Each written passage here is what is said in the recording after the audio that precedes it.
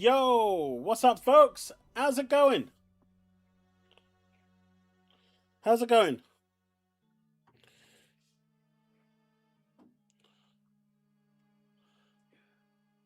Hey, look, leave my AI out of this, and as you can see, I have hair. Babe, don't I have hair? Yes. There you go. See, the missus said yes, so that's what matters. They're jealous. See, she said you're jealous.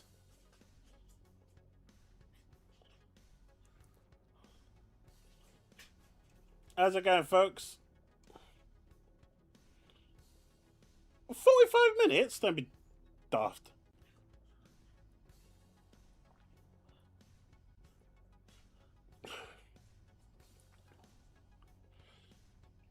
Forest Peak Porto? No way. Hey, Robbie, how's you doing, buddy? Whatever helps you sleep at night. Hey. Everything's starting to get back to normal. Minnie had his first stream last night in a long time. So, yeah, things are finally starting to stabilize. Outside of, you know, crazy Putin threatening to, you know, nuke the UK every now and then. Other than that, we're all doing good. Nice and dandy. At least it'll get a bit warmer around here, right? uh, I shouldn't joke about such things.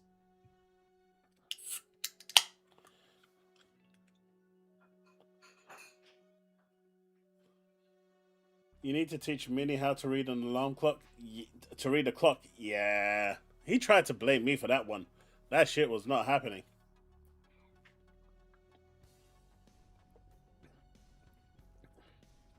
I'm good, Rebby. Salute. How are you? Hey, Adidas. How's it going, buddy? Thank you for the $2 super chat.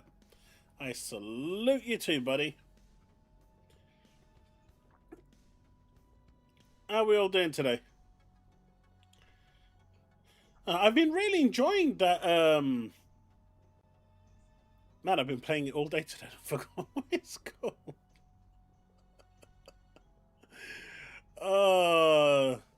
Ground Zero. I've been really enjoying Ground Zero. It's such an old school game of like Resident Evil, you know, like the old days of Resident Evil and Silent Hill. It's fun. It's a bit rough around the edges, but it's fun.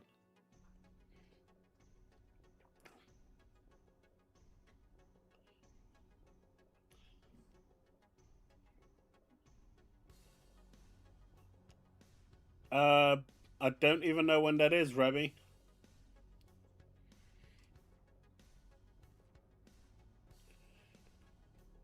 I know it was coming, but I don't know when.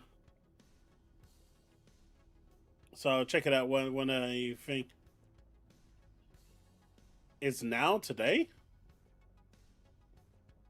Is it tonight? Oh shit! I didn't even know. I knew it was happening. Well, I guess. Let's see. Where is the? Oh, I did not know that was on today. Well, that kind of does. Galaxies. Does anyone have a link that could send me thing? Galaxy Showcase.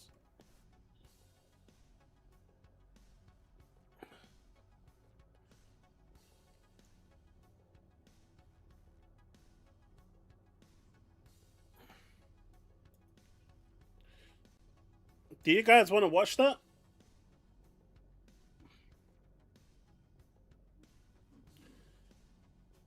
It's here.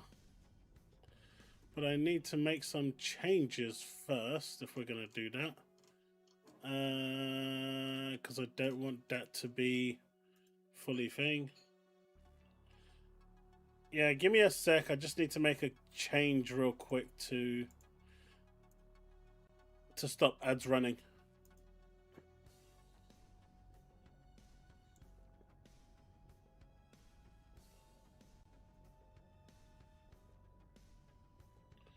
Go away.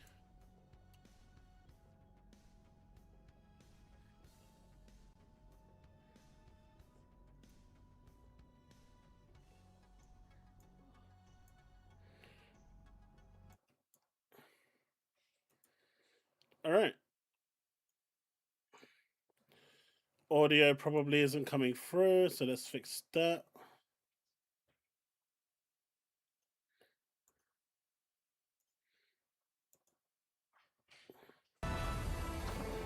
That's it. All done. I totally forgot about this. I knew it was... I remember reading about it. Yeah, I got it. We'll check out Metro 2039 after this. When did this start?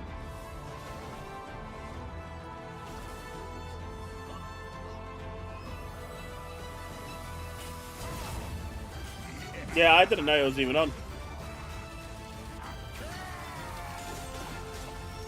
Do you want me to go back to the beginning or just leave it from here?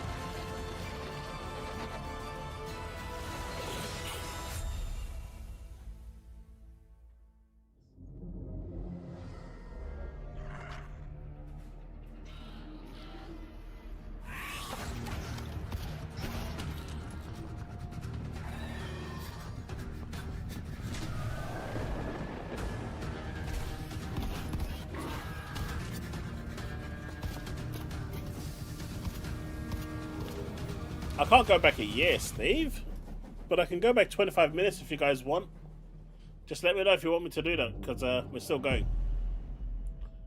Oh, we could watch the first 25 minutes after. As Northgard lies in ruins in the aftermath of Ragnarok, We can watch the first 25 minutes after. A new game.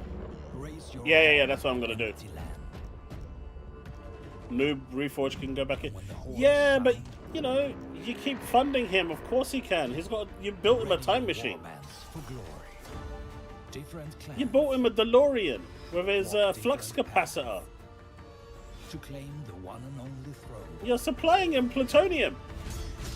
I probably shouldn't say that.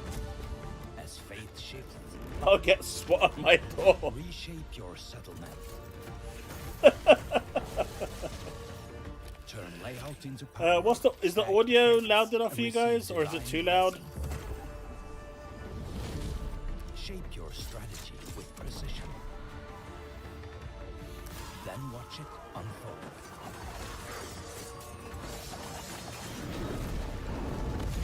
Every move counts. One plan stands. Yeah, the Metro bundle is £5 right now, isn't it?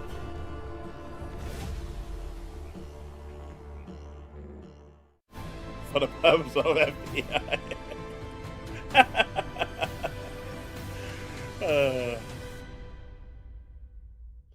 I saw a post today. Someone was saying, "What has the United Kingdom, well, Great Britain, done for the rest? Done that's for the rest of the world? What is the one thing they've supplied for the rest of the world?" So I said fish and chips. Auto battles with tactical city building. We make the best fish and chips. Our Steam event page to claim leadership of your clan. Next, we have a very exciting announcement for fans of P-Cube's cozy RPG, Kitaria Fables. It must be time for another world premiere. Nah, we gave the world fish and chips. Far across the endless ocean lies the Arkadera Peninsula and the peaceful haven of Whitewall Town. While life here is simple and unhurried, the winds of change are stirring. And for two young heroes, a new adventure is about to begin.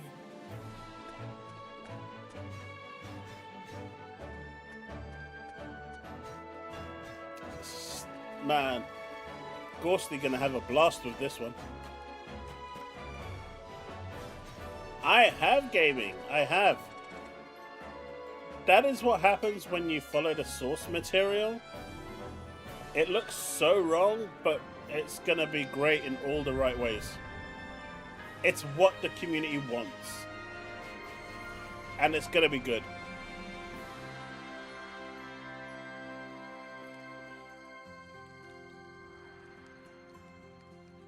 We made the piston, which is used in cars, bullets, and we gave them fish and chips. Look, you're not gonna take my fish and chips away from me.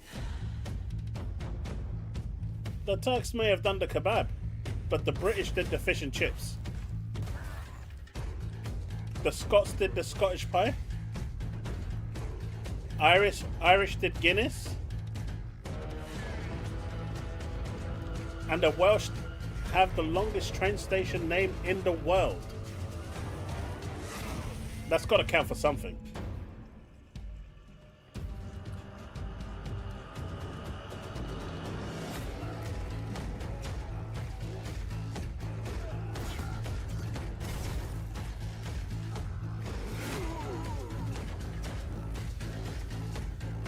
I mean, they did make the Scottish pie, right?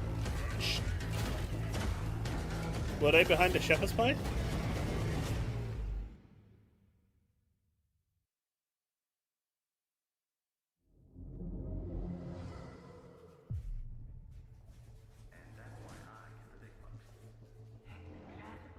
You just had to take that away from me, didn't you, Steve? What the hell happened? What's going on here? It was British made Echo, with an British iteration spuds. of yourself compressed into our own dimension. Once it has reached the end of its path, it should loop back to the beginning and repeat its actions. That was flawlessly timed. Now, how creative is our flexible genius feeling today?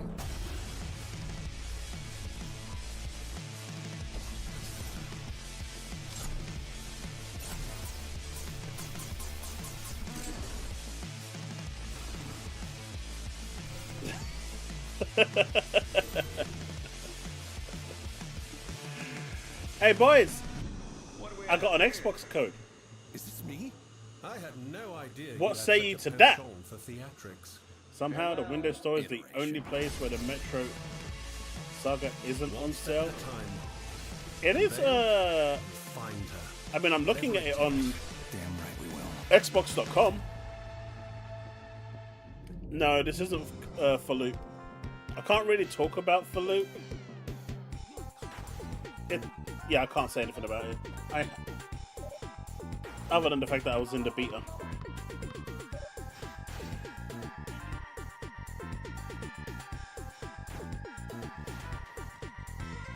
Or the closed alpha, as it's called.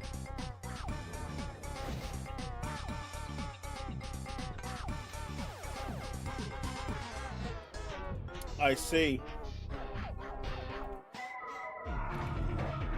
I'm surprised it's not play anywhere at this point.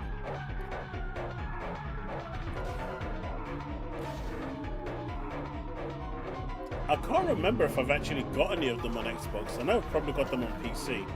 I'll have to have a look and see which ones I've got, because at £5 it's just a no-brainer, right? To get everything.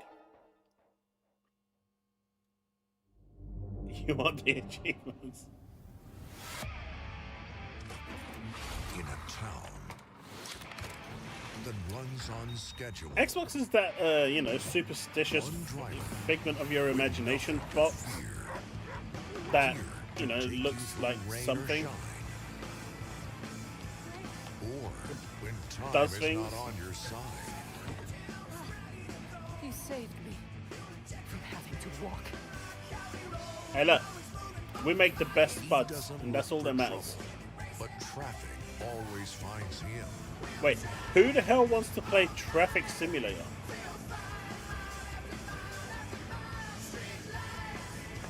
That ain't a pothole, man. That's like end of the world stuff. Is he really gonna do it?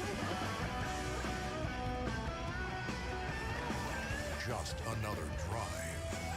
Hold on. Just another bump on the road. Oh, he's a pro. Just doing my job. Our everyday hero, here to make sure every day stays the same. When every I know, stop Remy. matters, true heroes are. I did have a Bust stream up. planned today. This kind of took it off rails a little bit.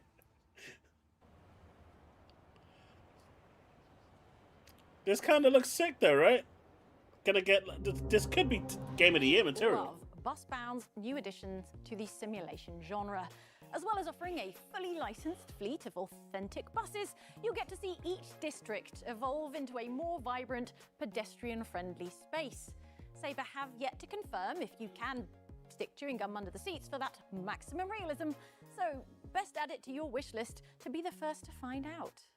Next, we turn our attention to Thunder Lotus Games, the talented studio behind instant indie classic Spiritfarer. I has Their next plans. game is 33 Immortals. They and don't it takes work a decidedly less cozy approach 'cause there's to no the topic growth. of death. This action roguelike will have you teaming up with 32 I has other plans. players to Hey, lead a Diablo. rebellion against God. I mean, how hard can it be?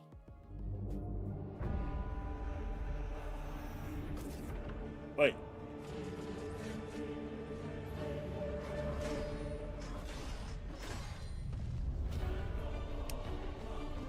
Are they finally releasing this? Didn't this get boring really quickly? Or are they adding more content to this?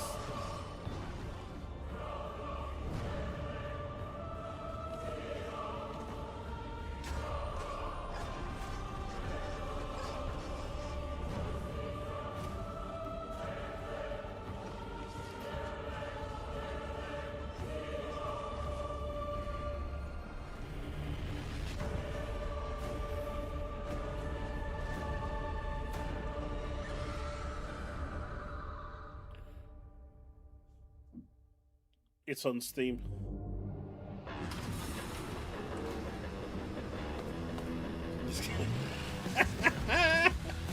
Hey, Steve really liked Morbid Metal. He actually bought it.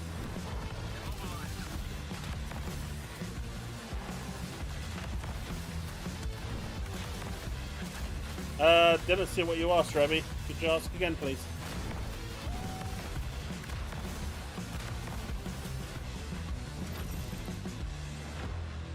Not interested in Heat. I don't, Welcome. It doesn't matter that you refunded it. Manager. The fact We're is, currently carrying you out your bought it. latest designs. That's all that matters here. No one cares about what you did after. It's the fact that you bought it. We now cater to many different types of guests. And here you'll find some of our staff. They're currently refining their skills.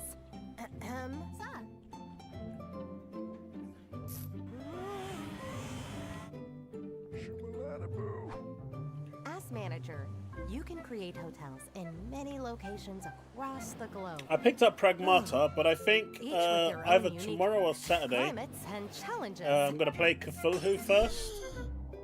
We For can't probably wait to Friday see what and your Saturday. creativity will bring. Got an Xbox code for that one. So going to probably play that for a couple days. Home before the leaves fall, they said. On this channel, because it is based on this channel. It's a sponsored In August of stream. last year.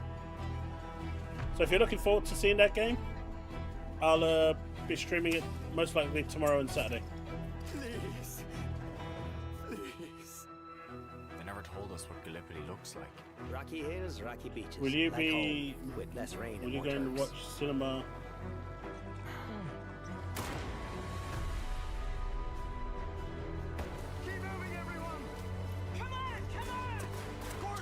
It's in 2028, dude.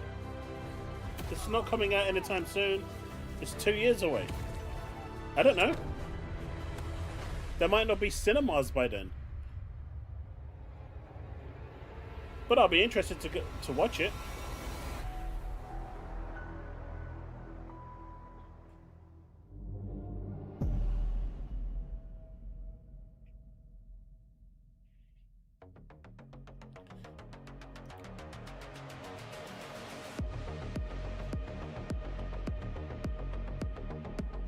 You could cancel it. I know. Wait, we saw Splinter Cell? When did we see Splinter Cell?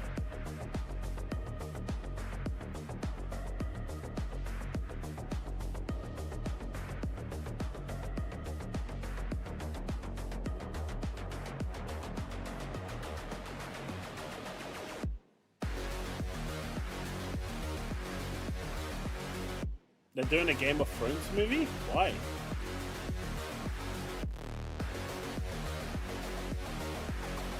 Why?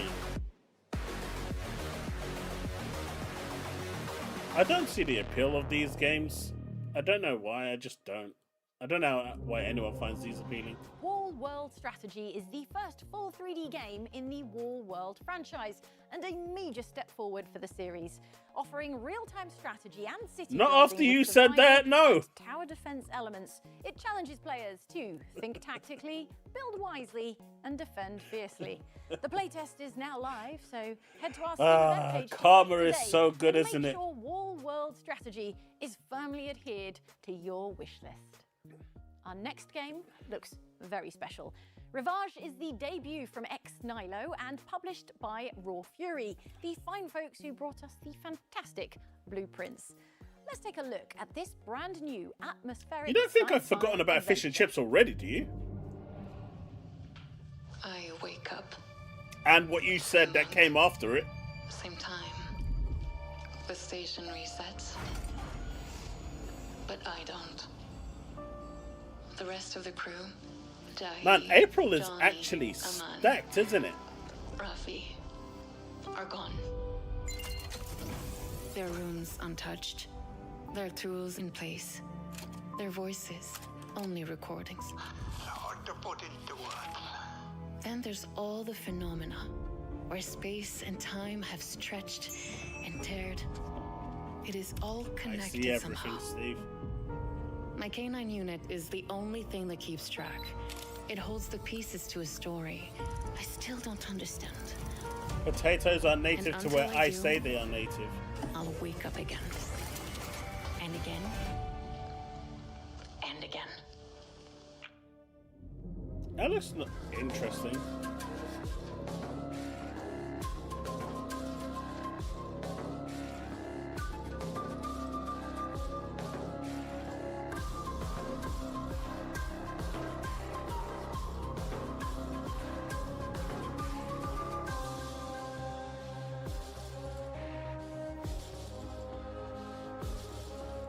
Fish and chips, you can call it what you like, it's still amazing.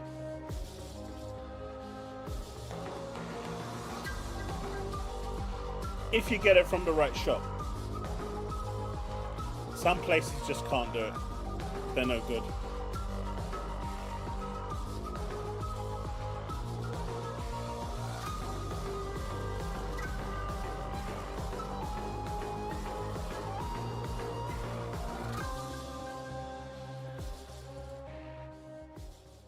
Akatore!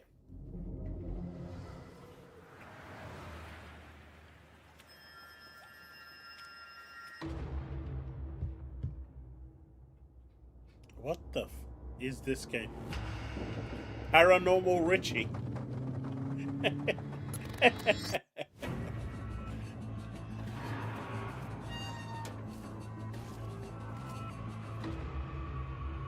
Nope.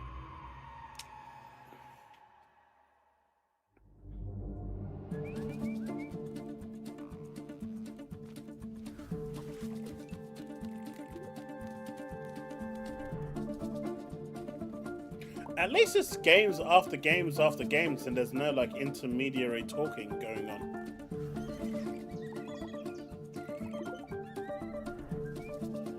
This is what a game show should be like, just game after game, man. No one cares about that. Waffle waffle.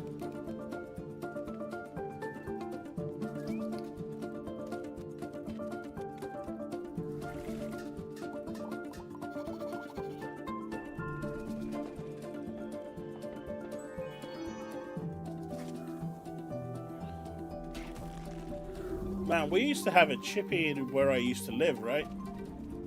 And they used to close at lunchtime every day. I never understood that.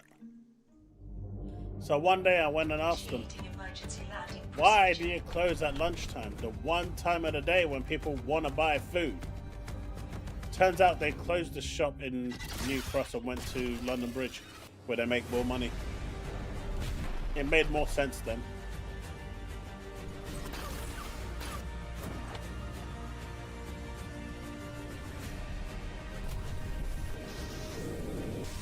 This reminds me of Marathon. Just different.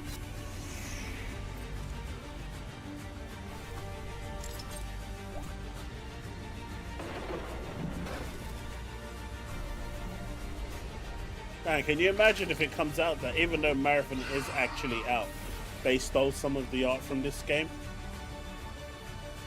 That would be that would be a thing. Ah, this is coming to Xbox. Xbox X and S. Build and customize a Hey, high-tech airship Ghosty. with scavenge resources and explore a post-apocalyptic Earth. But enough about my hobbies. Forever Skies is available now on our Steam event page. Whew, time is getting a little tight, but we still have a lot to show you, so let's check in with our friends at Jagex and see what's coming to old school RuneScape. Hey, you there! You're wasting XP when you could be playing old school RuneScape. RuneScape. One of the world's most popular MMORPGs. Face punishing bosses. I can't master believe this is still skills, going. And embark on unforgettable quests, all while playing solo or with your allies by your side. But why play now? Ah! Leagues is our most popular limited-time game mode where everyone starts afresh and everything moves faster. Complete tasks, unlock supercharged relics, and become more powerful than in your wildest dreams. All with massively boosted XP rates and a thriving community alongside you. It's the perfect entry point, even for noobs like you.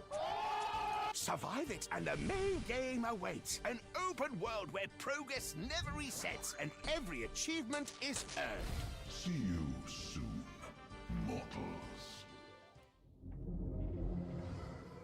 Go, Kieran, now! Orin is waiting for you. If Kieran is my name, who is Orin? I have no idea why you would be looking for my Orin. Oh, he's your husband. Who am I without my memories? The memories might shape you, sure, but they don't get the final word. You So this decide seems more like an what indie comes showcase. next.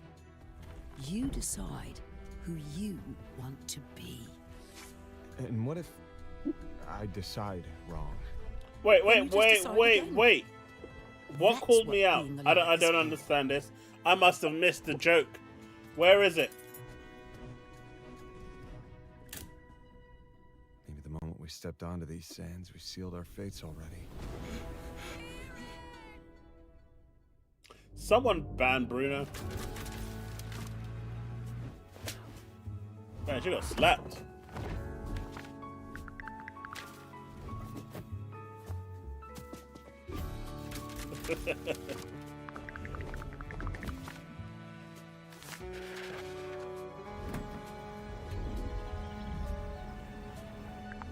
Oh god, why would you do that to yourself, Diablo?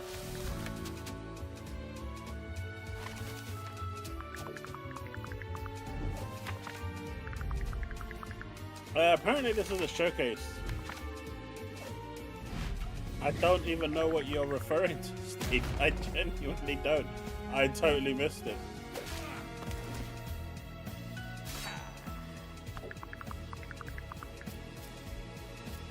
But hey, like they say, what you don't know can't hurt you.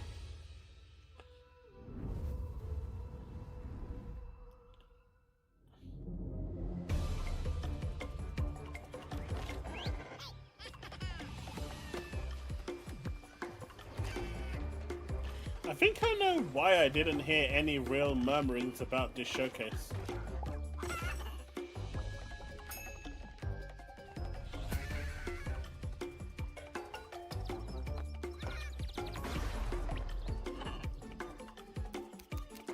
April and May is the 2 months. Will you get any titles and some AA titles in this summer? I don't know, there's some really big games released now, right, in April. I guess they're not AAA, but I mean, Pragmata could be classed as AAA, unless you're going to call that a AA. Replaced is good. Cthulhu comes out. There's a couple of others as well.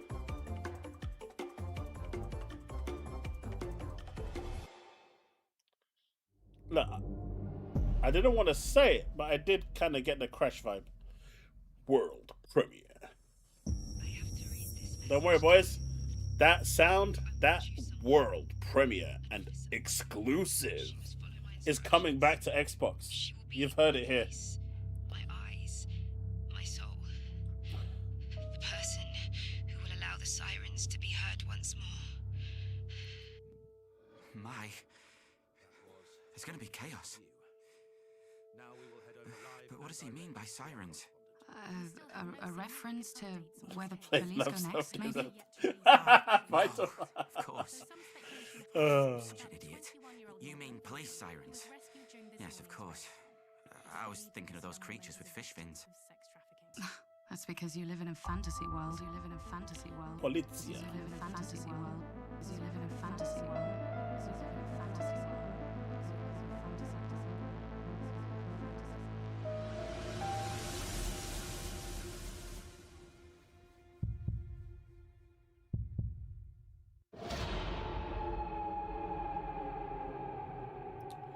Sirens fall silent. Well, the plot thickens. That was the world premiere of the Act 2 story trailer for psychological crime thriller When Sirens Fall Silent. From the team behind the infamous face-peeling scene in Martha is Dead, this game pushes boundaries with its dark story. Set in 1990s Italy, every lead drags you deeper into a mystery of kidnappings, trauma, and a past that refuses to stay buried. Investigate our Steam event page to add it to your wish list. Okay, we only have time for one more bundle of announcements, so naturally we've got some extra special reveals to leave you with, including this next world premiere from Rebel Pixel. With its stunning art direction and immersive world building, you're definitely going to want to pay a visit to Stardream, particularly as a demo is going live right now. They don't want you Googling over her, man. Oogling over her. We're experiencing a severe anxiety crisis. The radio tower. This is our only chance. You're gonna go back in time. This is Kenneth Mead, the sci-fi writer. What you are about to hear comes from outside. Steam has great value, man. But I feel like Steam has to do good value. They're just constantly competing with websites like CD Keys, or Loaded as they are now, and piracy. They are constantly in competition with those two. What the hell is this flood doing it? Go away. I don't think they really have a choice.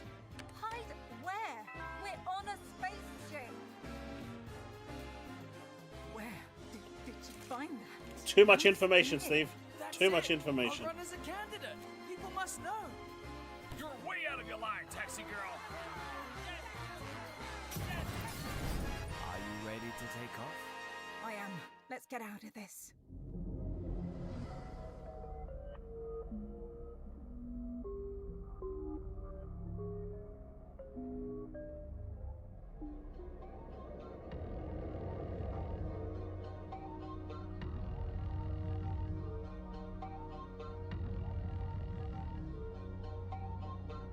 What the f is this?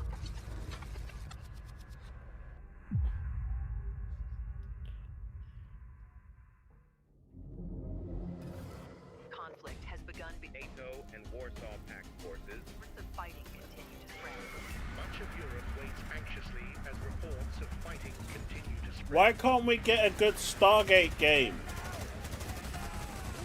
That's what we all want. We want a good Stargate game.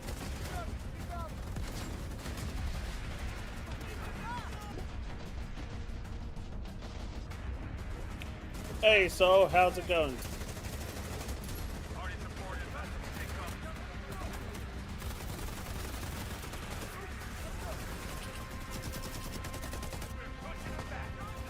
Everyone wants that.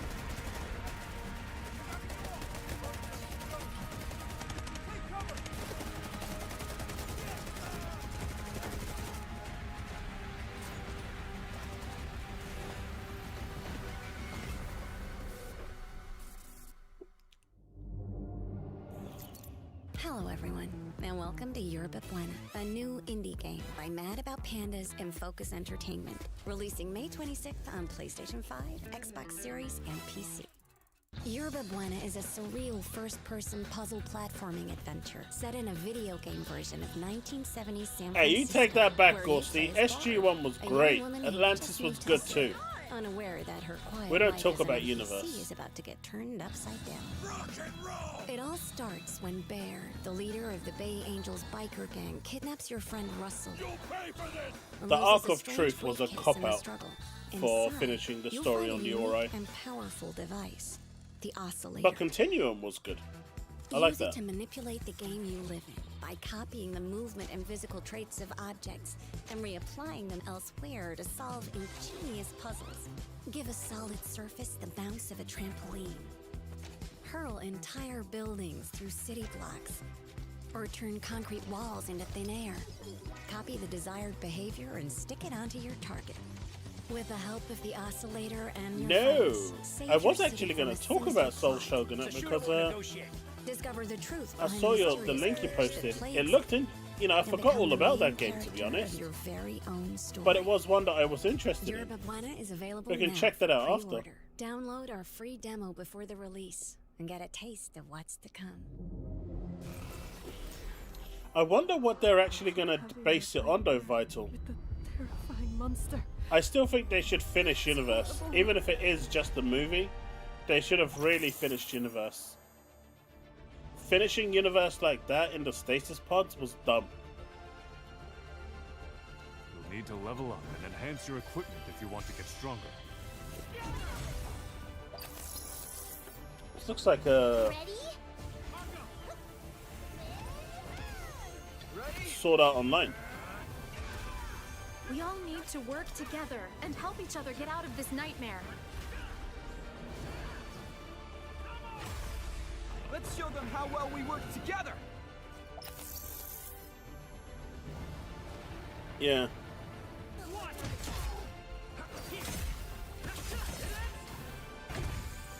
We have to stand and fight.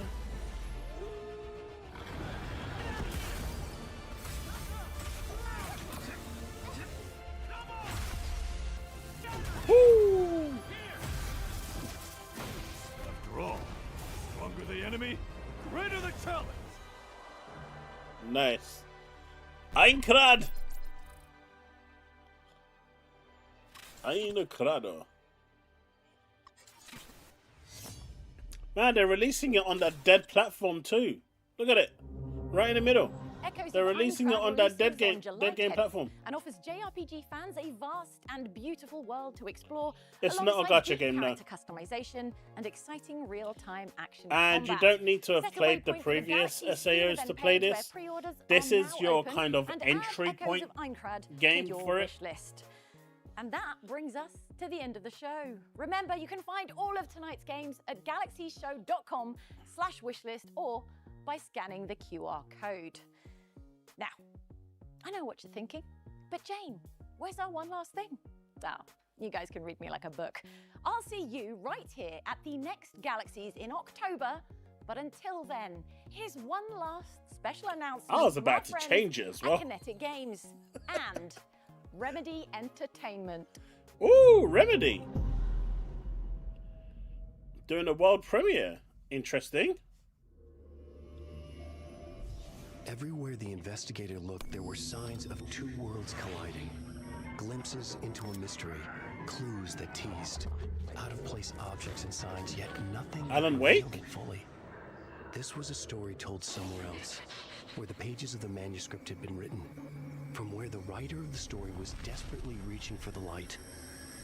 And with that act, he was threatening to spill out the darkness of his prison. A writer by the name of Alan Wake. Let's fucking go! That's awesome. I'll have to check that out in Phasmophobia.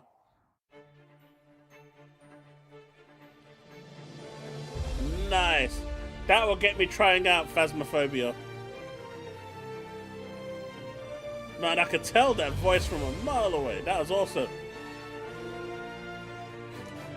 Alright, let's go back to the beginning because we missed a couple of minutes. What happened with OD? It OD'd and no one ever saw it again. Apparently I missed the first 25 minutes.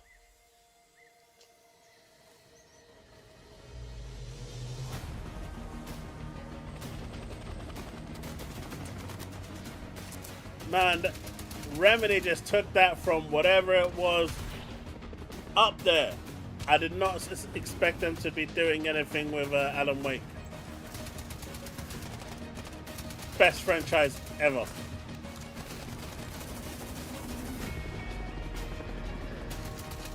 Yeah, it probably will be.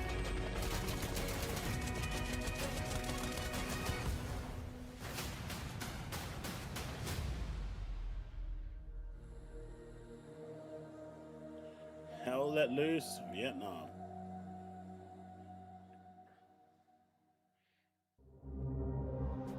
Welcome back to video games. I'm your host, Jane Douglas, and you're watching Galaxy. That was not the worst trailer of the show. Go away. April and every October. Kicking things off was an explosive look at Hell Let Loose Vietnam, which brings spectacular 100-player battles to PC and consoles this summer. If that's not soon enough, we can reveal that playtests will be going live in the next few weeks. So you just jelly, that's why. That's all. You know Alan Wake is a great series. By the way, I think if it's still on sale, the original Alan Wake, which is really different to the sequel, is currently available for £3.74 on Xbox. From the chaos of battle to, well, at that price, I just picked it up anyway. I mean, I already got it on physical, but at that price, I just picked it up anyway for digital. Like Gang Beasts and Fall Guys. The best part, Task Time shadow drops right now. I don't know which Alan you're talking about, but obviously it's not Alan Wake, because whoever this Alan dude is, I don't know. It was just a normal Friday night. But if he wants to suck at something, he can do that. Game to play together. Why don't we try Task Time? I said. Oi! Who just stole my gun? Yes, yes. It's up to 8 players. It's free to play right now. We can't. You know what, Alan Rickman? I'll take it. How wrong I was. That's who. That's who. Bullets was talking about. Cheats, all of you. Don't get me wrong, we had a great time, but you never really know a person until you play a party game with them, you know? If you want to hear your friend dressed as a dragon pope taunting you over proximity chat, give it a try. Dragon pope. You know, I always said I wasn't competitive, but you get sabotaged one too many times and let's just say I'm a different person now. My eyes have been opened and I will have my revenge. Come on, what a win that is, by the way.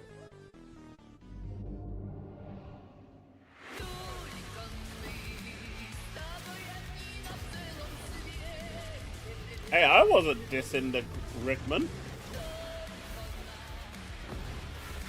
It was, what's his name? Bullets. Hey, Chili, how's it going?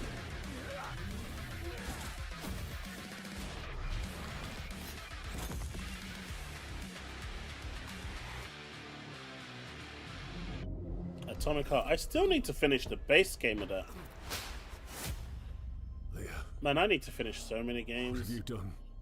I peeked over the veil, and there was no sky. There's a spectre haunting the fiefdom of London Stock. The city has been locked down for 57 days. The mind grows parched when each day feels already lived. Comrade, what if I fail? Anyone I don't think they can afford to screw up Halo Campaign Evolved. Why? Why did you kill them? I can't be more than what I've been, Wield, and you know it. I will not be guilty of my hunger. This weekend is the live letter, right?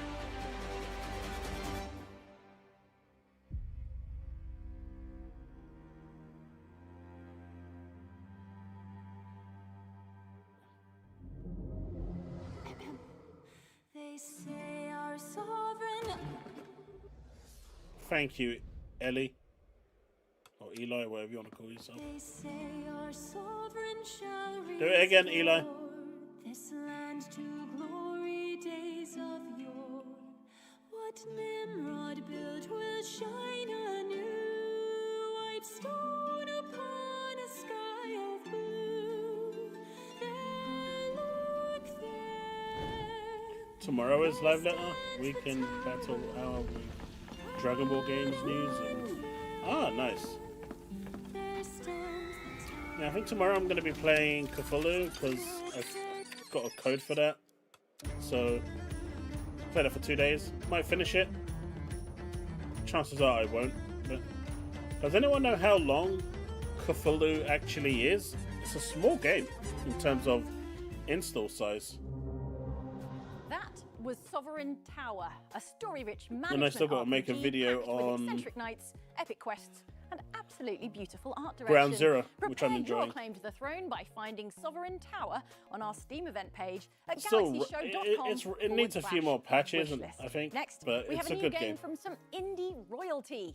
Digital Sun Games are the team behind 50,000 Moonlighter, the breakout hit that sold more than 2.5 million Man, I can never copies get a straight worldwide. answer from you, can Their I? next game is called Revamp, a castle defense roguelite There where you wasn't rule any as real Dracula, cursed to defend your throne for eternity.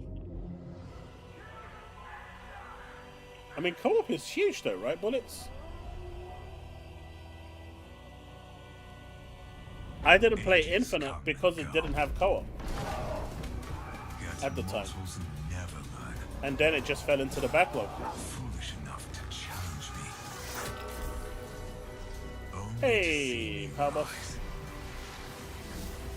Deadlier, bloodier, thirstier.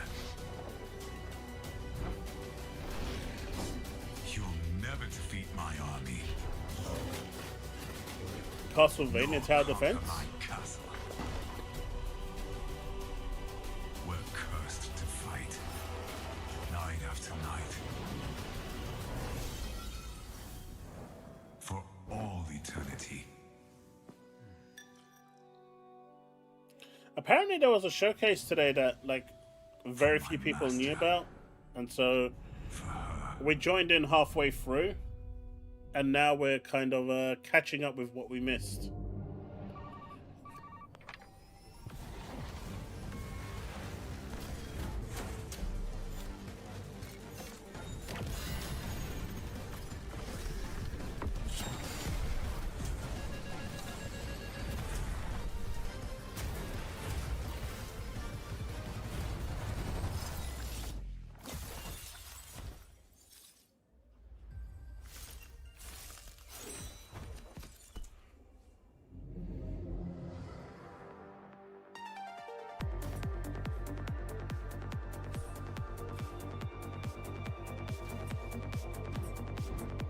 It's mainly indie.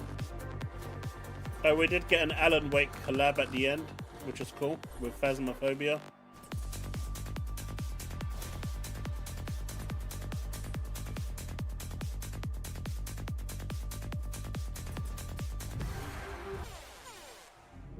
Echo Breaker.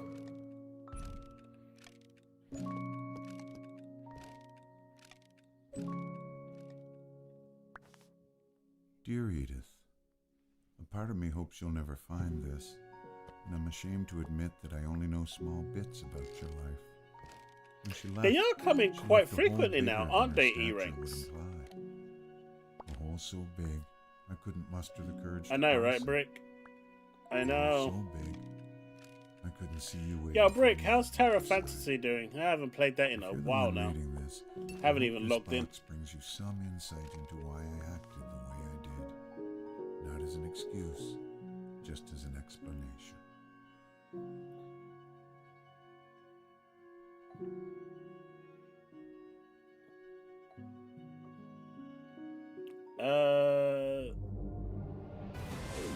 Galaxies? I don't know. I would say Samsung because it kind of works, but it probably wasn't Samsung.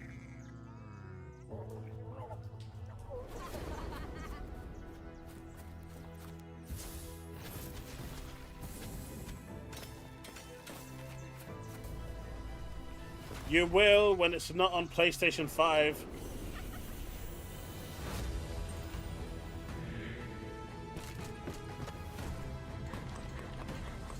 Soul, you stopped playing Wooer? Shame on you.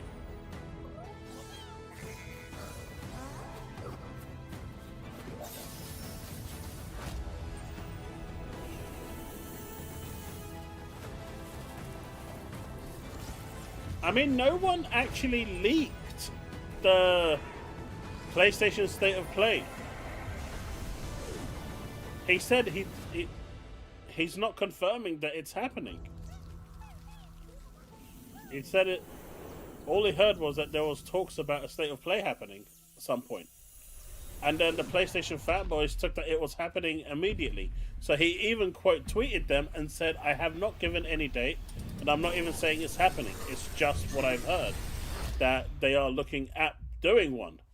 And then every PlayStation fan decided to start saying that there's a new State of Play coming. Whether you're looking for survival gameplay, creature collecting, or just a good It's almost like that Jez Corden thing, right? Where Jez turned around and said, just waiting to be explored. In a random universe, if, you know, Xbox decided to remove Call of Duty, and then everyone said, confirm, Jez confirms it, Call of Duty is coming off Game Pass. My guy said in a, you know, distant universe, at Supermassive Games, the in a behind what-if scenario, and The Quarry. You know, this trailer will tell you everything you need and to know. everyone, the media took that as a gospel thing, and you can still see the PlayStation fanboys parading it that it's coming off. From Supermassive Games, the developers behind Until Dawn and The Quarry, comes a new narrative sci-fi survival horror. You can't fix some people. The game launches May 12th. Here's everything you need to know before boarding the mission to save humanity. I mean, when I made my video, that's why I added the context that I did, because he said in a random universe where this could happen, and then that was it. Second QTEs and impossible choices. Directive 8020's gameplay dials up the horror even more, introducing stealth mechanics where exploration can be fatal. I mean, there is that Ghosty, but I also feel that some of them are just being fed bullshit information to see the reaction that people have. Pre-orders are open across PlayStation. I do feel like they're being fed that information, and I feel like it's all done for data purposes to see once that information goes out. And this game actually looks pretty decent. I might pick this one up. It's a Dark Pictures one. Welcome to the trap, Mouse. Mouse PI, let's go! I can't believe IGN gave this a 6 out of 10. Hey, thank you for the £2 chili. I appreciate you. The sky was just the exit wound. How dare you have well-researched content? I do try. It didn't seem like much at first. Wasn't even sure it was a case. This, Mr. Pepper, is... Wait. So, Ghosty, are you saying that I'm right twice a day, at the very least? Within me. I don't know. You can't take it back now. Turn back. Is that what you're saying? Are you admitting that I am right? Get some solid evidence. Steve, you need to be quiet with this one. I just want to know what if Ghosty agrees that I am right. More trouble than it was at least twice a day. Well, trouble is what I do. Oh, really? Iron Mouse? I didn't even know she played Final Fantasy XIV. Congratulations. If that is the one I think she is. First things first. To pass laws, you'd better start winning votes. Balance the needs of the public, your party, and the treasury. Then persuade the House. It doesn't. The context doesn't matter, Ghosty. You said I'm right, and I will raise that point every time someone says I'm wrong. Now I will say Ghosty said I'm right. Will you discipline a colleague? And he's a Scouser, right? He hates Mancunians.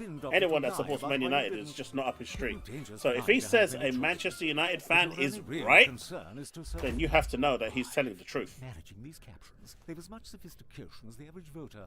Speaking of which, if you don't keep them happy, they may kick you out at the next election. Whereas your colleagues, they may decide to do so tonight. Good luck, Prime Monster. I suspect you'll need it. Also, Ghosty, have you seen the first episode of The Boys, season 5?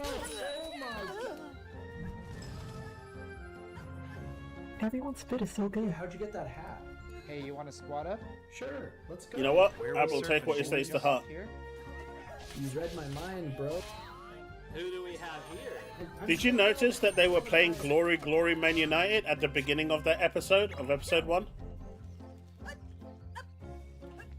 Did you realize? Such is the way of Manchester United.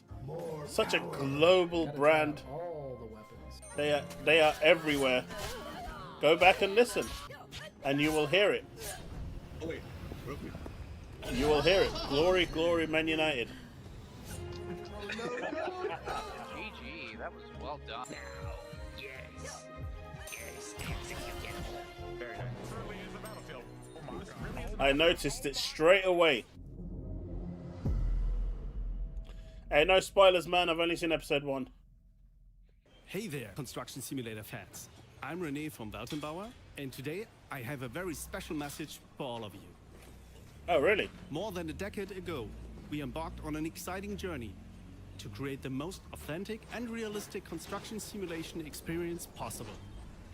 Along the way, we worked hard, faced challenges, sweated over details, patched countless things, and continuously expanded the series with new brands and new features. And in the end, we achieved something truly remarkable. But none of this would have been possible without your feedback, your dedication, and your incredible support throughout the years. You are the reason we keep pushing ourselves and the series to new heights. Thank you for everything. Today, I'm beyond excited to unveil the next chapter in the Construction Simulator franchise. The biggest leap we have ever taken with the series. So, let's get to work.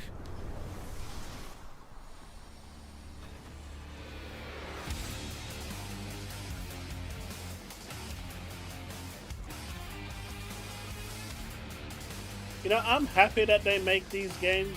I am, because there's clearly an audience out there for them, right? But man, imagine working in construction all day and then coming home and then putting the game on so you could do it all over again. Wish list now.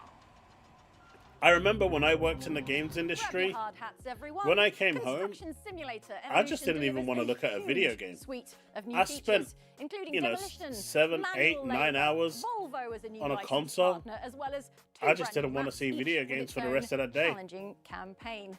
The game is coming to PC, PS5 and Xbox Series consoles soon. You can also head to our Steam event page and hammer it onto your wish Is that list. how much Mouse PI In our is? next game, £25? The only thing you'll be constructing is your legend. Second Stone is a vibrant action RPG following young Shiren as he searches for his lost spirit companion, mastering powerful magic and battling through two fractured worlds on the brink of collision. Let's take a look.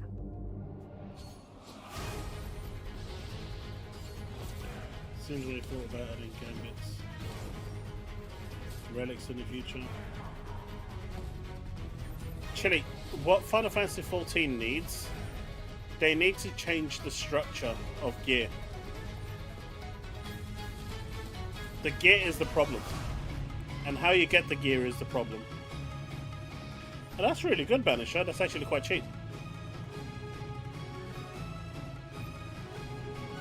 And they need to add more content because they've clearly, you know, they're doing like a third of what they used to. It's not acceptable.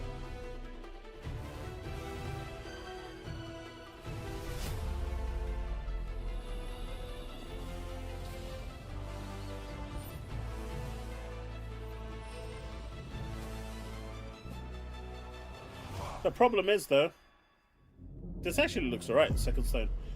The problem with that, Chili, is the current system allows you to take a break we're counting down our picks for the top for 6 10 months, party come games. back, and then you can Number gear 10, up within like a month 328. and be You know ready what? to go. Let's just skip this In part. fact, you can just go to the auction Number house 1, and our you're pick ready for to the go ultimate there party and then experience. if you've got the money Introducing saved. Mojo Party.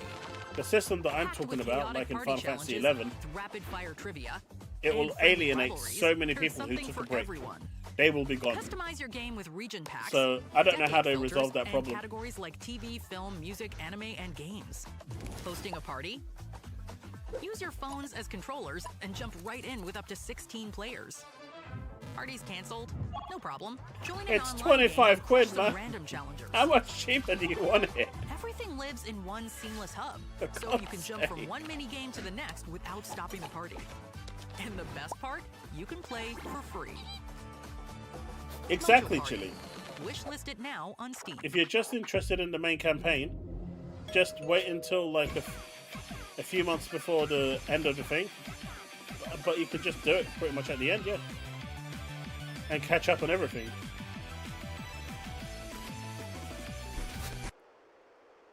I mean, you could always go to the dark web. They do it the cheapest.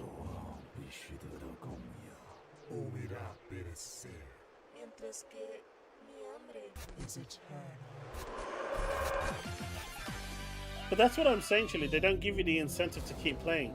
But the kind of system that they had in place right now also just wasn't... I mean, we've been complaining about this, and I think Ginger was complaining about it as well, right? The model that they had worked at the beginning, but it kind of got stale, and there's not been any improvement to it over the years. And for that reason, it kind of got a little underwhelming. Enemy strongholds. Reclaim our lands. Every isle we take a strategic foothold. Hey, look, Gather I'm its just not going to resources say and forge specific the words, economy of war. so I will use the gods dark web, bless us and through everyone ancient understands what I'm runestones. saying. New powers, new upgrades, gaining in strength as we remember what was lost. In the gloom across the isles, the Imperial Eternal schemes. Today, we take I the did fight buy to Final them. Fantasy 14 Today, Complete Edition on we take Xbox, back the finally. North. They put it on sale for like $20, so I bought it. The only platform now that I don't have all the expansions for is PlayStation. For 12 seconds. But I'll fix that probably for the next expansion. Hey, you keep pushing him like this, he's gonna stop being a person. He's a bounty hunter. Evil Dead, I see that there.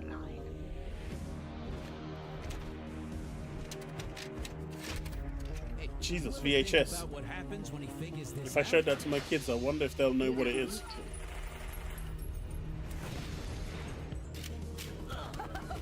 This actually looks cool.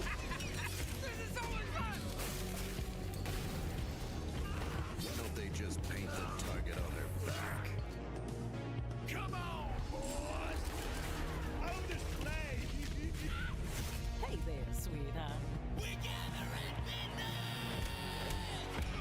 Welcome to the jungle, punk!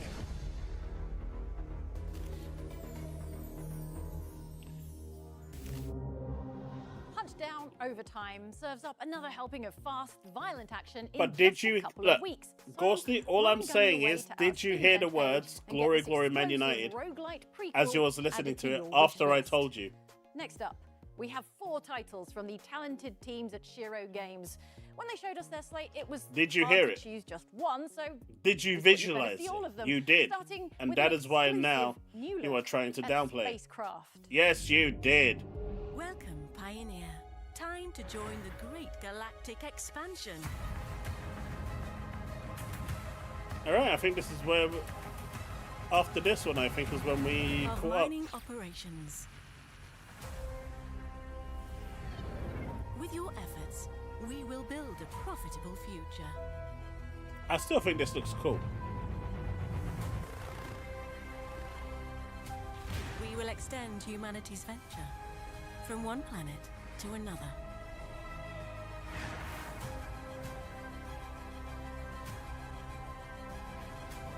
The shared vision of Sun will change the galaxy for all.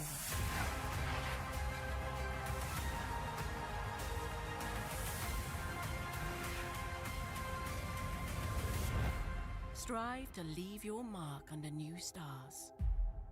This is Spacecraft. It looks cool. Alright. We are now up to date. That was the one that we missed. This is the one that we came in at. Alright. Can finally go back to the news that I was going to do. Starfield's mining CEO. The better go away. So, it's just too many games in particular, but IGN said Replaced is a gripping and gorgeous 2.5D action platformer, even though this AI based adventure could do with a system update to completely iron out the bugs.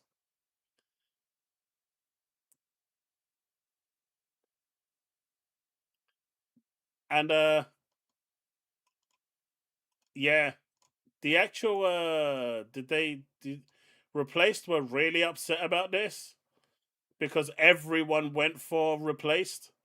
As we have seen, some people misunderstand what IGN means by AI based.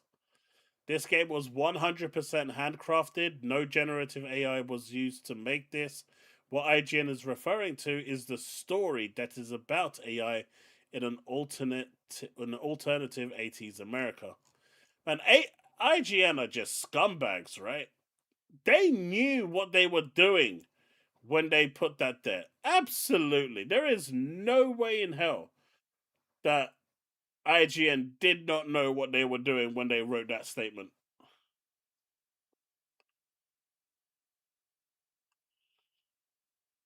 Hey, nothing hurts my feelings unless you're a calfwind.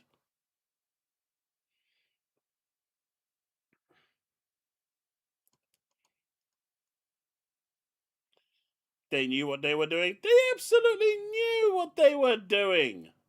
There is no hot shot in this, and I'm just happy that you know, what is this? IGN got 200. They got ratioed hard. You couldn't have worded that worse if you tried.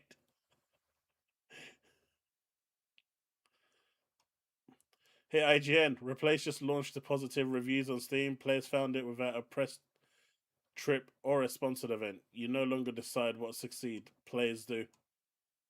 But that is just terrible of IGN. They didn't even go back and try and just delete this and try and redo it. It's just they're just scum.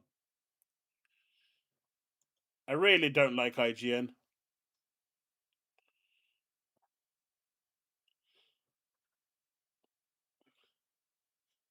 It's day one on Game Pass though, but it's £16. I might just pick it up just to support the company as well. I know they're getting the Microsoft support, but I'll give them a bit extra to double dip. But hey, check this out. So I got hit with the Sony dynamic pricing, right? So I was talking to a couple people about Metro, got the new Metro game coming up, it's gonna get shown. I was let me check out that Saga bundle. Okay, wow, look at that. 90% off. $6. That's pretty good for 3 Metro games. Okay, well, I'm not signed in, so I gotta come up here and get all signed in. So do that now real quick. Go. Yeah, I'll never get used to that plus tax stuff in America. Anytime now, Sony. I don't understand why they don't just put the tax priced on there already. Okay, there we go. So look at that. Got the Spider-Man logo up there for the account. All right, I'm all signed in. Wait a minute. What happened to $6? 85% off now? Come on, Sony. On tax day?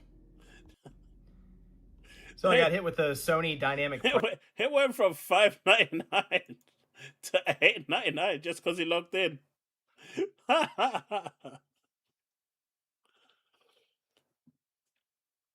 But in the states that have the tax, they should just auto price it, right?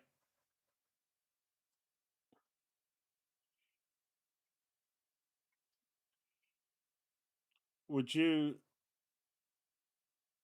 would you wrestle from the show to? I don't even know what show that is. God damn it! What's tax day? That's like the tax man coming to you. I'm assuming, Steve. That's the tax man day. 1st of April. Or end of April, I guess. But hey, looking at the Metro bundle here, you get Metro Exodus, the 2 colonies, Metro Exodus Sam's Story, Redux, and Last Light Redux, all for $4.99. That's an insane deal. That's a bundle and a half.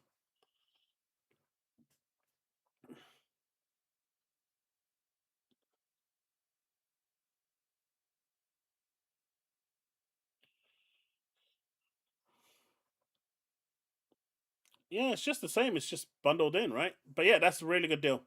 I don't actually know if I have Metro even. Like, I know I've got it, but I don't know which ones I've got. Let's see. What have I got on Steam? Metro. I've got Metro 2033 and Redux on Steam.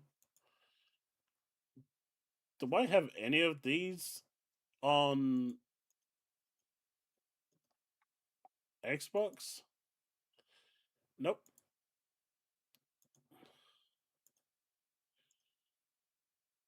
Alright, so I do have Last Light Redux for some reason. Okay.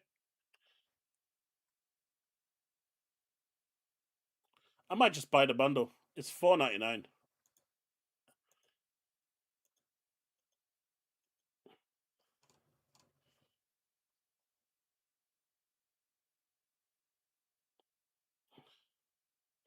Good bundle, man. Anyway, moving on.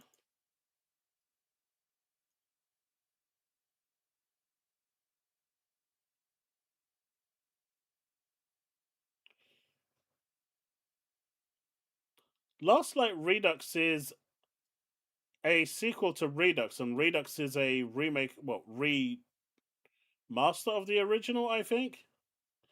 Buy it on Xbox PC, it's £50. Now you're good, man. You're good. It says 4K Ultra HD. I'm good. I'll play it on my Xbox.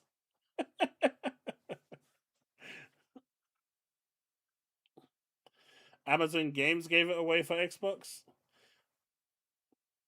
Bundled on Steam is currently $5.43. Damn, it's more expensive than what Microsoft are charging right here. $4.99. They're charging you an extra 44 pence. Shameful. Shameful.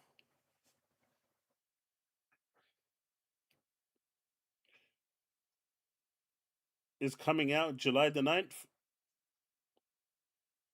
Really? Black Flag Racing? July 9th? Not too far away. But you know what could be cool is this one over here. Chronos, the New Dawn, survival horror. Scanning for fault signature, engaging pursuit protocol. It looks like they might be they're releasing a DLC. Not much is known outside of this, but I'm excited. I think this game was fantastic. Metro graphics did not age well. Well, for £5 for all those games, it's whether it aged well or not is a good thing. And anyway, you want to see a game that didn't age well? Try looking at Xenosaga. That did not age well. That aged badly. That just needs a remake at this point. There is nothing else that can save that game. That game, it looks terrible.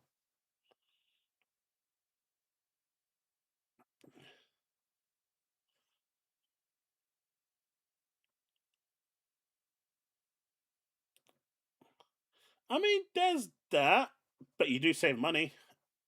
You save a whopping 44 pence.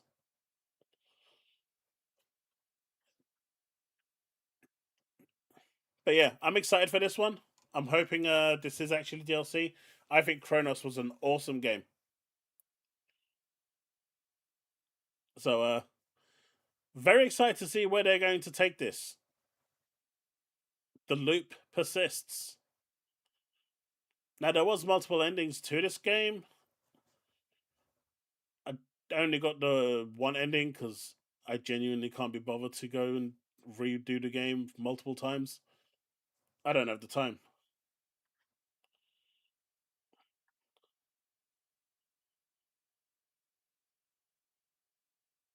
Exactly.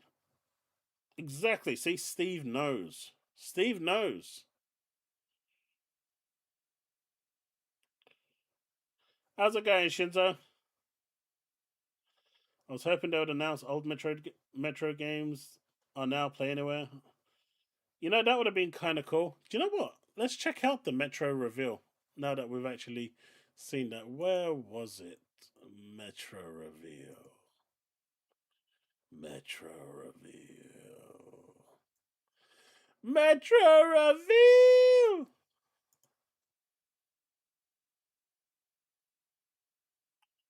I had that somewhere.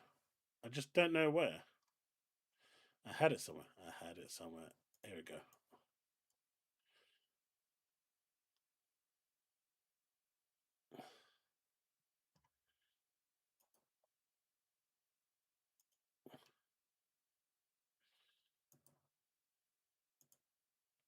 Alright, so to survive a post-apocalyptic Moscow, the rules are simple. Don't bomb the UK.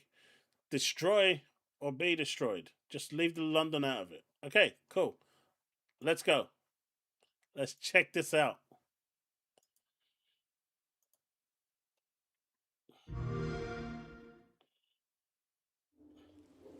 I ask you, do you want to come out of the darkness? Why would you want to see me fight Jennifer? I ask you, are you ready for great changes under the guidance of a great leader? Shit, man, these Switch graphics are amazing. Then wake up and open the door for the Novorite. Wake up, wake up, wake up.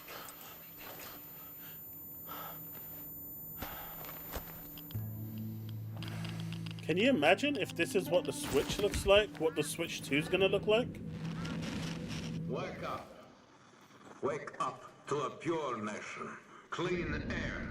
Bright future.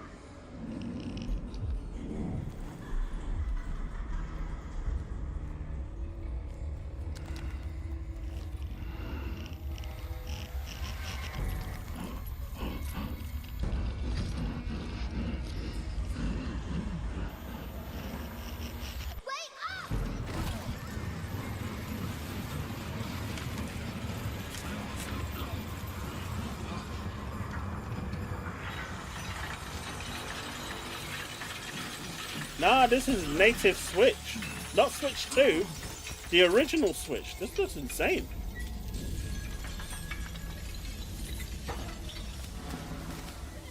The Novorite says comply. I did not have Switch, original Switch being better than a 5090 on my bingo cards.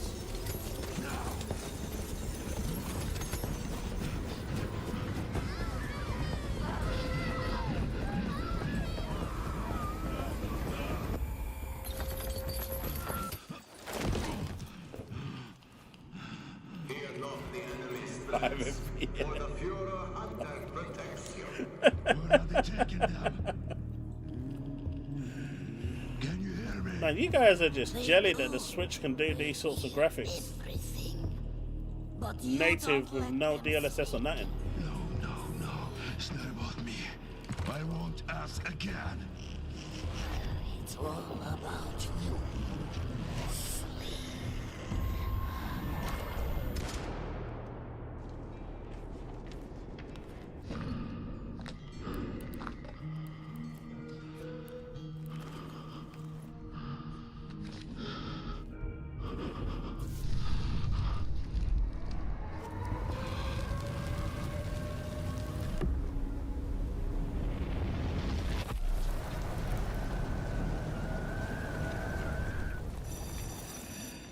Together now, children. The Novorite is our home. Either we destroy or we are destroyed. No one It looks interesting though, whatever's going on. mercy is weakness. Our enemies have no pity for us. The enemy Ah, that's gross. The enemy must be destroyed. The enemy must be destroyed. The enemy must be destroyed. The enemy must be destroyed.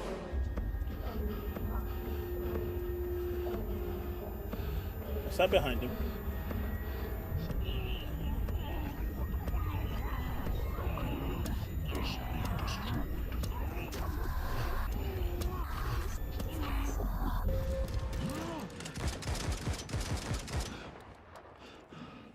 My dude shot in a straight line and shot all the people that were around him as well. That's how good my guy is.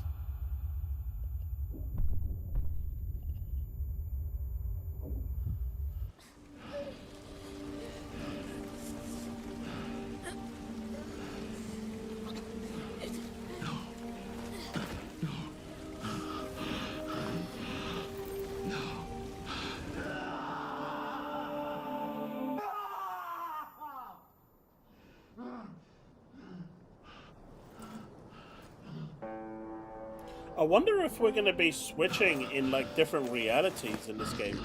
That's kind of what it indicated, right? Potentially.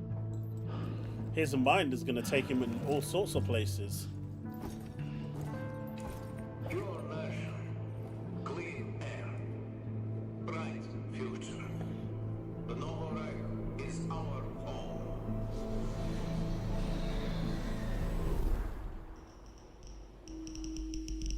That game, this looks good. It's a good trailer. Good review. Soul, what was that thing that you said? That there was like a 5-minute thing? Or is this what you were referring to? Man, that looks insane graphically. I think they've outdone themselves on the Nintendo Switch. Seriously.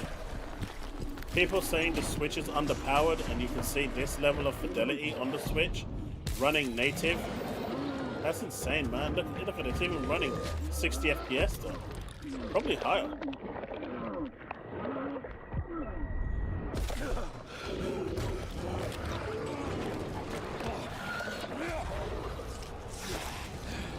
I am really impressed.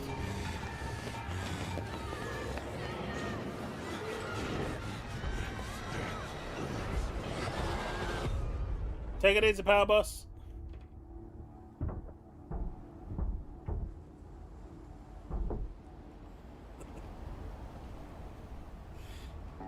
What do you mean?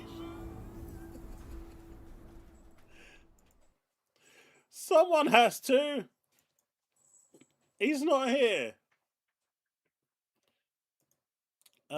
Soul Shogunate?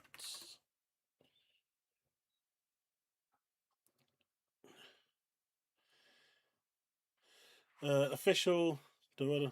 Ah, this one here. Let's have a look at this. I'm actually looking forward to this game. It looks good.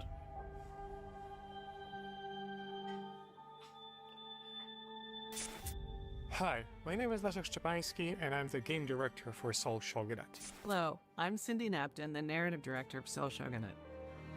Together, we'd like to show you what it would feel like to immerse yourself in the world we created for our samurai space opera.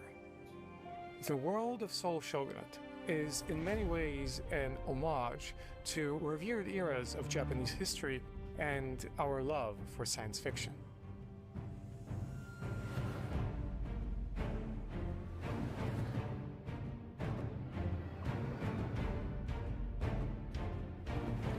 Most of the subjects of Soul Shogunate live in lunar glass cities.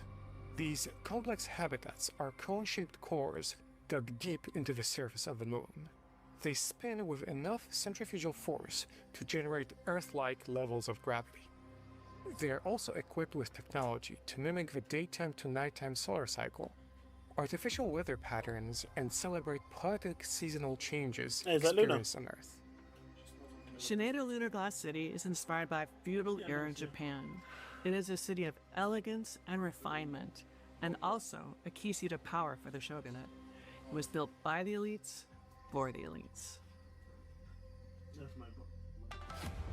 In Shinedo, traditional architectural craftsmanship allow the samurai caste to immerse themselves in the Edo era that they idolize, including replicating the ancient tea ceremony.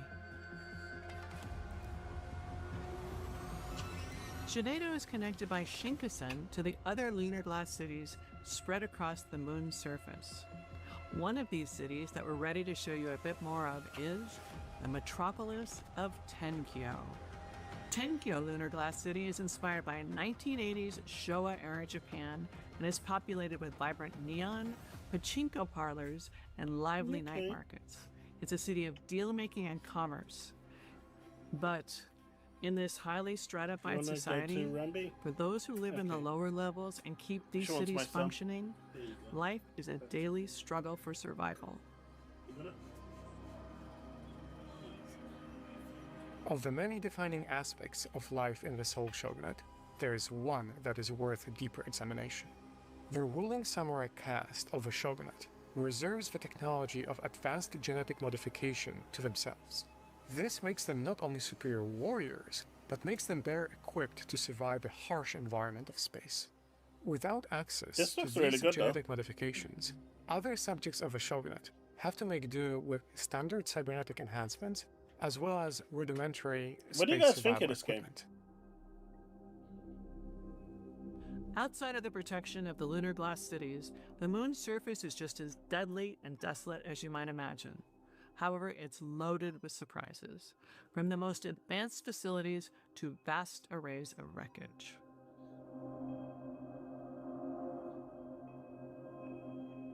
Of the many clans in the Seoul Shogunate, 2 hold immense power: the Tennoji clan and the Karasuma clan. All lunar and interplanetary travel is controlled by the Tennoji clan. The towering space elevator and orbital shipyards, as well as the Shinkansen, are under their authority. All mining operations on the moon are controlled by the Karasuma clan. This is their castle, isolated away from the lunar glass cities and positioned over the largest lunar material processing If it's a facility. Souls-like, I'll cry. Because this looks cool. I hope it's not a Souls-like game. Desperate marauders, as well as organized military platoons, scavenge through the debris looking for any usable material, including that precious lost technology. The lunar glass cities are connected by the Shinkansen, but the more adventurous, or perhaps the more opportunistic, are likely to cruise across the lunar dunes on a mechanical horse, or maybe even a monocycle. Hi, I'm Faye, and I'm the community manager for Seoul Shogunate. If you liked this video, you might be interested in the fact that we're having an AMA on Reddit on April 15th. You can find more information about the AMA and where we'll be having that AMA at the link below in the description of this video. It's a bit late. I'm We watching hope to this on the see you there. 16th. It's a bit late. A bit late. Looks good though. I'm excited for that one. Call of Duty is having a movie. It's in the theaters in 2028. And this is why I didn't understand when Rabbi was asking me if I'm going to buy a ticket next week for this game, for this movie, sorry. It's in like 2 years. It's in over 2 years. Right? 2 years, 2 months, and 2 weeks. It might even get cancelled by then. I mean, they did show something, right? They did show something. They showed you this. I know you're not happy with it, but they still showed you this. And you need to be happy with what they're showing you, right? The way of the samurai is to maintain balance. You got jetpacks as a samurai.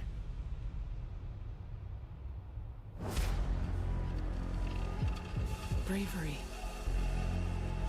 courtesy, honor, loyalty, mercy, and justice.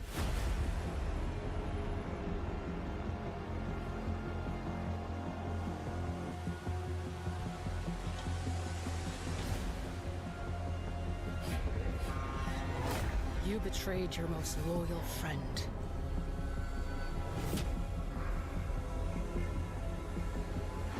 And unraveled all I hold dear. And you get to play a waifu, so what else isn't there to like? When fate reunites us, I will paint the stars with your blood.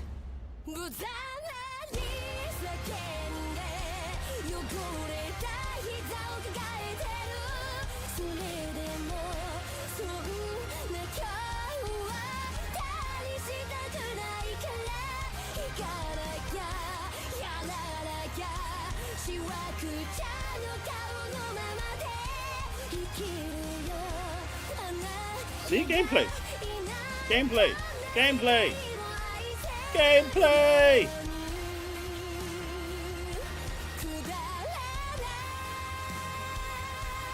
It's even got some Attack on Titan going on there.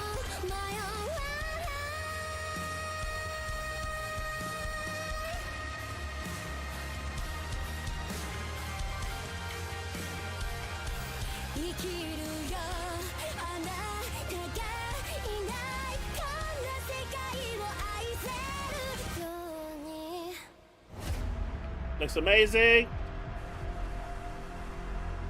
Yeah, this game is too cool for someone like Steve to like. He likes those boring games.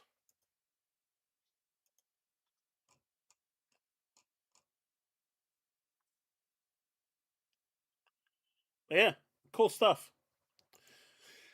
On the notion of replaced, apparently it launched quite broken, but there is a new patch now live on the Xbox Windows Store fixing several progression blockers and a memory leak on the Xbox Series S. Make sure to update before continuing playing to get the best experience. Fixing the progression blockers is crazy. How do you go live with progression blockers? I don't know. That should have failed the QA test instantly, right? That should have failed submission day one.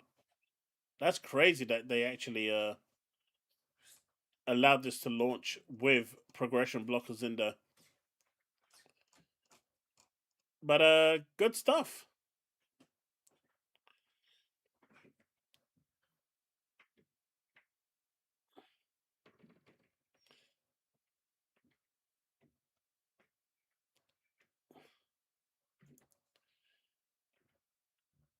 All right, so this is actually really cool news.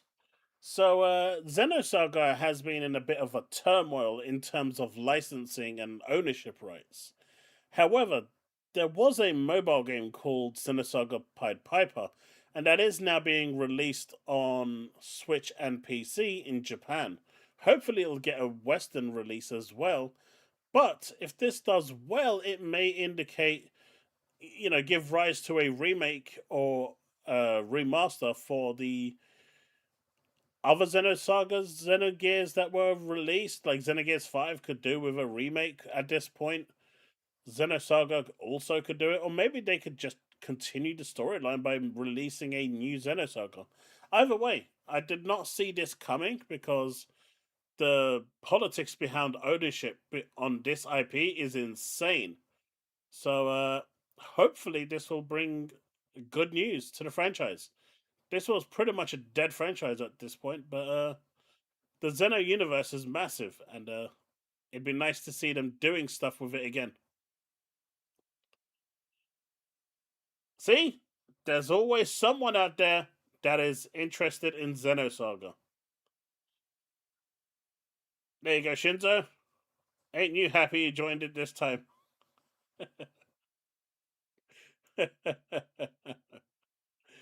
Okay, so we do have a new Steam console, and I'm not talking about the Steam machine.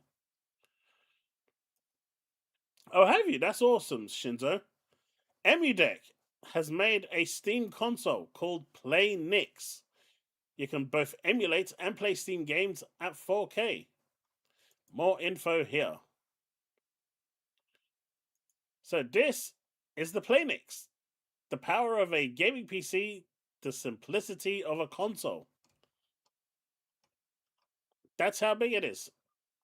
Pretty much looks like a Series S at this point, but you can get stunningly fluid 4K high quality graphics. You can enjoy 60 FPS 4K graphics thanks to RDNA4 graphics and AI technologies. So it looks like these guys beat Steam to the punch. It looks like they absolutely beat them to the thing because they're just going to put Steam OS on this, and that's that. It's done.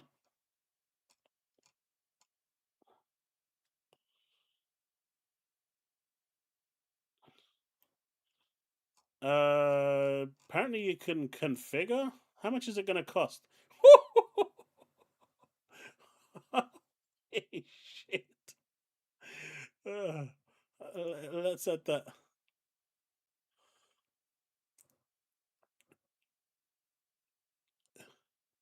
So a is that without it? No, you add this and it goes on top. So this is 1,000 euros, and with the 1 terabyte internal SSD, adding an extra terabyte, you're looking at almost pretty much 1,200 euros. It comes with an 8-bit though Ultimate 2 controller, power cable, 4K HDMI cable, the console, 1.5 gig SSD, only 16 gigabytes of RAM, a 960 XT, 16 gigabyte, and a Ryzen 6 core. That can't be real, right? In USD, that is the same price, plus tax, I guess.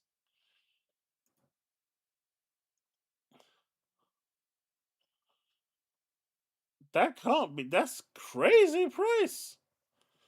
If this is $1,000 for this, how much is it gonna cost when Helix comes around? Hey, there is not gonna be any rickroll happening here. That's crazy pricing, man. What are we doing? Looking at $2,000 for Helix?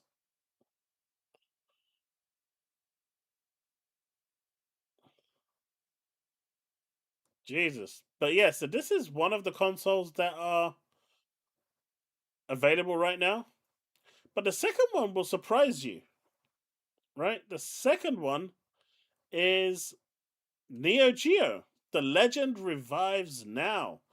Neo Geo AES scheduled for release on November the 12th, 2026, newly equipped with HDMI output and high score save feature, evolving while preserving the original's charm intact.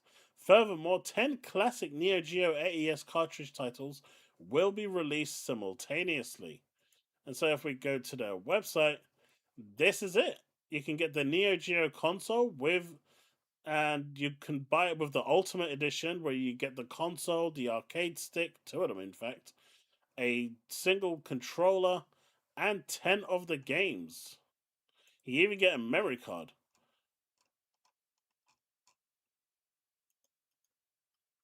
But it's £800.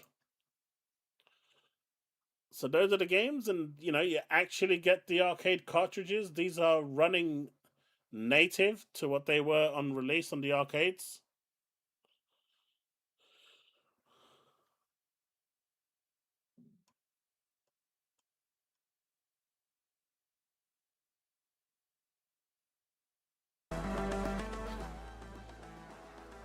So Peggy 16.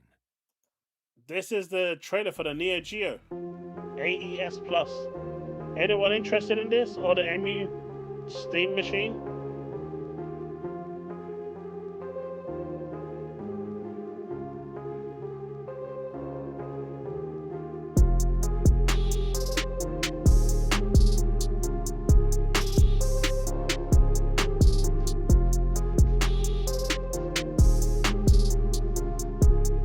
No one's gonna buy it at £1,500. It's not gonna sell. Like, there'll be no point of it existing.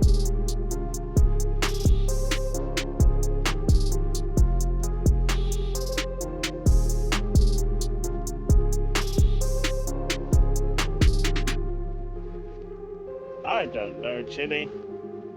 But they're asking for an awful lot of money to play these games that you can get on your current gen consoles and run, I'm assuming, exactly the same. I get it, it's sort of nostalgic factor, and that's what they're going for with this, nostalgia. But these games are £70 a pop. They're charging you more for these games than the current generation games are costing. And I know it's the 35th anniversary, but you don't have to rip people off for it. Right? Like big tournament golf. $69.99. Like, you're gonna pay $69.99 for that. I'm sorry. There's no way.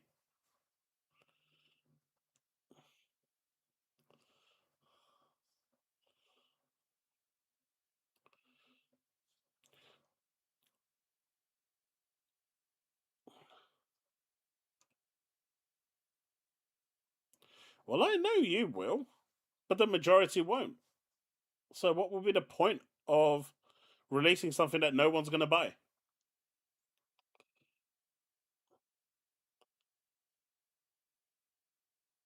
Now I get it's a collector's item, but come on, that's expensive, man. These aren't even the original Neo Geo like carts. I mean, they are, but they've been rebranded, rehoused. They don't have the value of the original Neo, Metal Slug cartridge. Although that would probably be like £1,000 now, maybe even £100,000. Still, I don't know. I saw this and I was like, I really want one.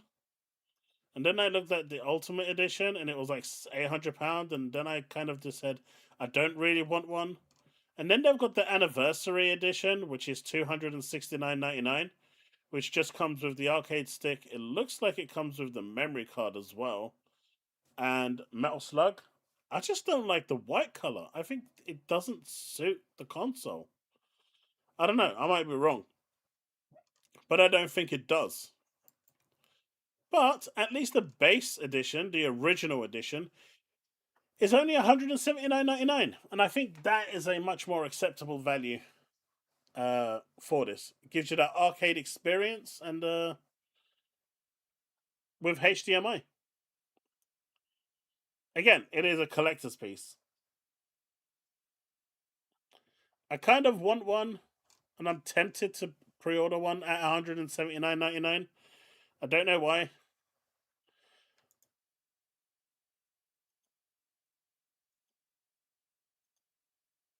But it doesn't even come with a memory card. Just the thing, which contents, console, wired arcade stick, HDMI cable, and power supply, and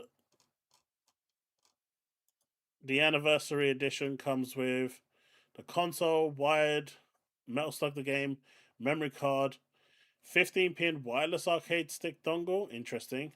15-pin arcade stick cable, fine. And the rest of the stuff. It comes with an arcade stick USB-C charge cable as well, which is cool. So you actually get a bit more for this. This actually probably is the better value if you're going for it.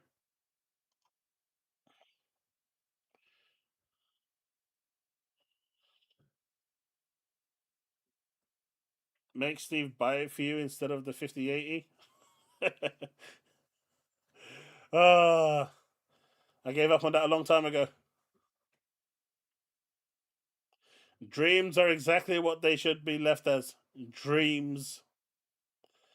I loved Baseball Stars on the NES.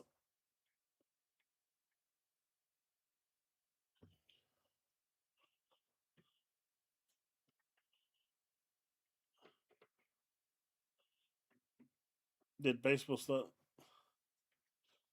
And even Mega Drive had, save points. But if you're talking about like the Spectrum days and the Commodore 64 days, yeah, you kind of had to finish those games pretty much in one sitting.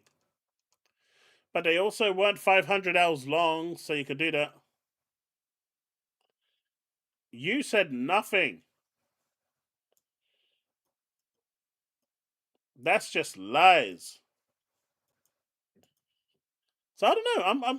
I know I was mocking this, but I'm kind of interested in this for no reason whatsoever, other than the fact that I just want to own it because it's shiny and it's kind of cool and it's a nice collector's item that I'm probably going to open, and it's no longer a collector's item, but I would like it just there to have fun with.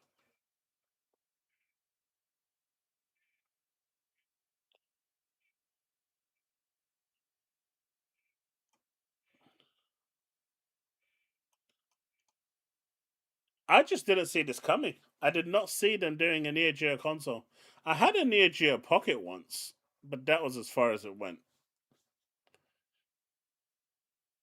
So, what do you think, folks? Anyone actually interested in this Neo Geo console? It is actually running the arcade cartridges under. Gameplay on the Neo Geo AES Plus is not achieved through emulation. Instead, the console is powered by its legacy ASIC chips, re-engineered by modern standards to accurately replicate the original machine's hardware and software. The system natively plays game software from both new and old game cartridges for the most authentic retro gaming experience. So if you've got the cartridges already, they will work on this machine. No emulation, not FPGA approximation, but true console reincarnation etched into silicon.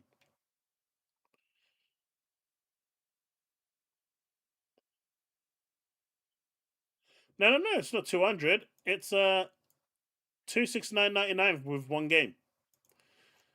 For 269.99, you get the arcade stick, you get the wireless adapter to make it wireless instead of wired. You get the wired cable for the wireless arcade stick. You get a charging cable. You get a memory card. You get a Metal Slug, the game, and a console for 269.99. That's not a bad deal. I mean, without all of that stuff, just a console on its own and a wired arcade stick, it's 169.99. So for £100, you're getting the wireless edition of the controller, the arcade stick. You're getting a memory card, and you're getting the game, which is £70 on its own.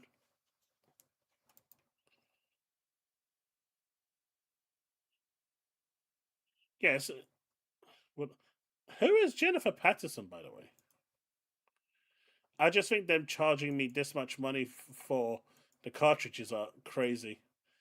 But I do miss my good old days of King of Fighters, man. I spent hours on these games. I loved King of Fighters, man. But either way, really cool stuff. This was a definite delight to see. How much is this? £89 instead of the standard one, which is also £89. Okay, never mind. Oh, it is wireless. They're both wireless. I wonder why that one doesn't say it comes with a wireless thing. So you're just getting the memory card, the white, and the game. And the memory card is... Actually, it's not bad. £25. You can get it in white anyway if you want to. It's actually quite good.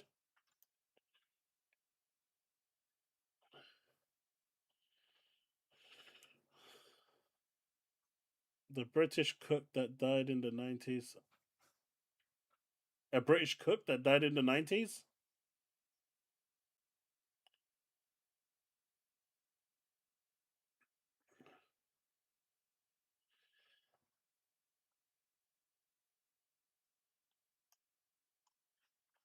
I'm not sure, Woodpit. I mean, I have a chance, right? At this point. What? I won't lose. I won't lose. The gamepad is $44.99.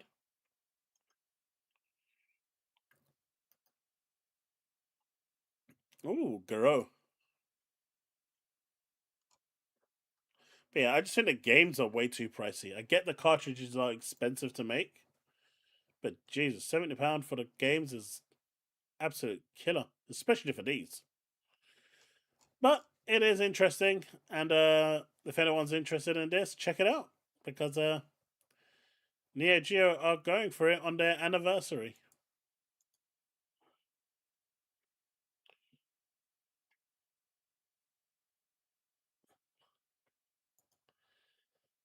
So according to IGN, in 2022, I mean we've known this for a while, Valve has had no plans for its own take on Game Pass. There's no reason because outside of their own games, there's not really much that they can do for it, and it just doesn't make sense for Steam to do it.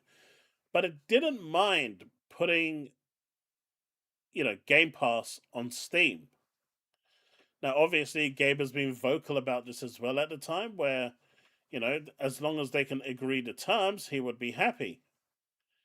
Do you think that this is something that they might consider doing with the release of Helix?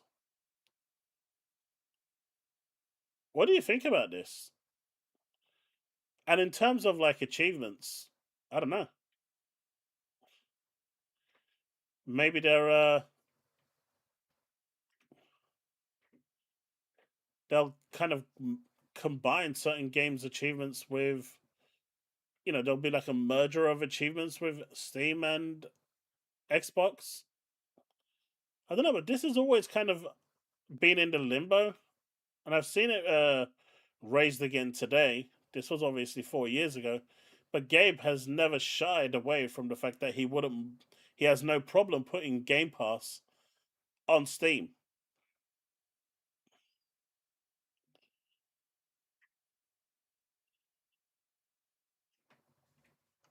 Is chat still alive, or is it just dead?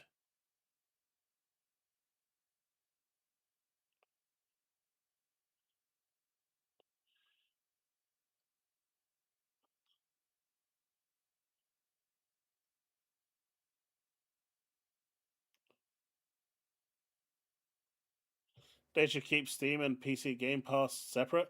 I think PC Game Pass is gonna die. I think that's going away. I think that's gonna be the final outcome of what happens here. Only dead on this.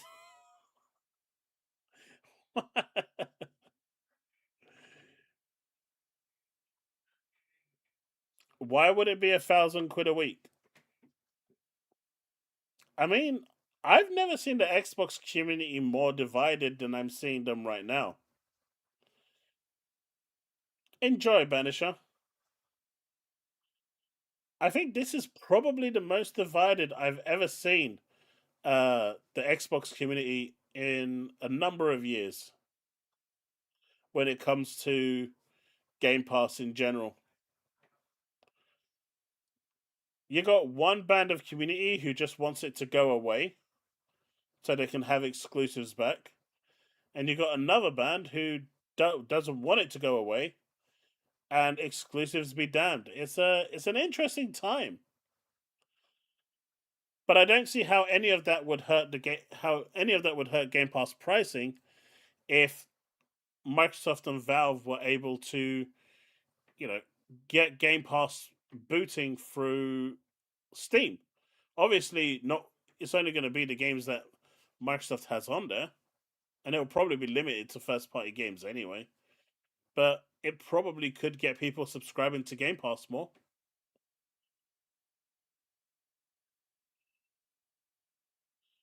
That's not how this would work, Steve.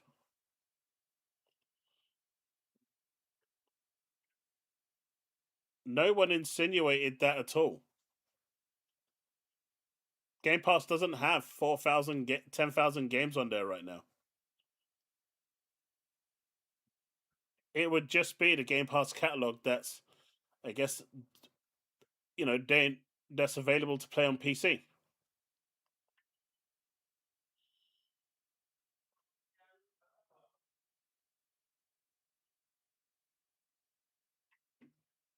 I mean, you'll always have a choice to go and play your Steam versions of the games. This wouldn't affect you buying off Steam. You don't have to subscribe to Game Pass, right?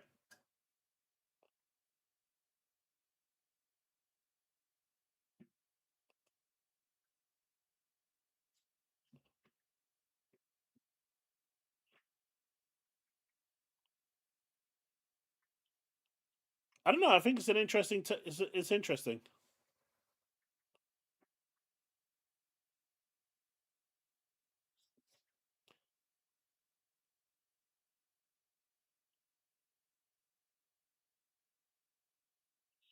Gabe has. I mean, even at the time when the this conversation was happening, and that's where this comment came from. They were in like a discussion show airing, whatever it was, and they asked him which console is the better one, and he said Xbox. He prefers Xbox over PlayStation. He's always had you know, a closer relationship with Microsoft than anyone else in the gaming industry. But I don't know. I think this would be quite cool if they integrated it into thing.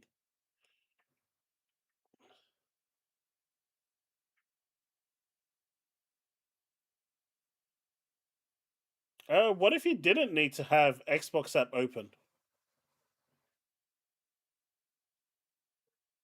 What if those calls were just integrated into Steam altogether? I mean, right now you don't even need to have the Xbox app open, you can just boot the games that are installed anyway. So technically, no. At least that's what I was doing the other day, and you didn't need it. He did used to work with Microsoft. I don't know. I just thought this was really interesting. I know it's been there for a number of years, and I think we might actually see the culmination of this with Helix, whatever it looks like. I don't know. You know, we'll never know. But I think those talks never really stopped, and I think they're when Helix does land or is revealed later this year, because I don't think they're going to do it. I mean, I've always thought they'll do it in June, but it doesn't kind of make sense to do it in June. It makes more sense to do it on November the 15th when they launched Xbox. So I think revealing the new Xbox on November the 15th is probably the end game. And I think you'll see a lot more information about this probably then with the integration and stuff like that. I think that's where it's all playing to. It's going to be, I don't know. I find it cool. I find it interesting.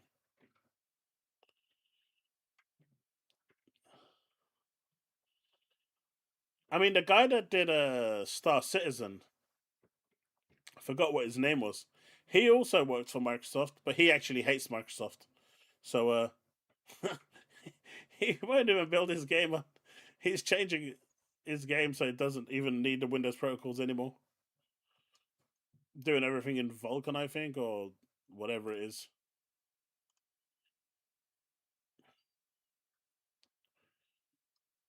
By the way, Wasteland is free right now. If you want it, grab it. Uh, it is free on Xbox, so pick it up, man. Free is free. Can't go wrong with free. I mean, there are some really bad Steam games that are free, so technically you can go wrong. But yeah, the guy seems that guy seems like a nutter. What? I think his name's Roberts. I don't know, man. Apparently they had a really bad falling out, and he left Microsoft and said that he's going to create a better. It was to do with Flight Simulator, if I'm not mistaken, and he said he's going to do something better. And then he decided that Star Citizen was going to be it. That game, that still kind of thing.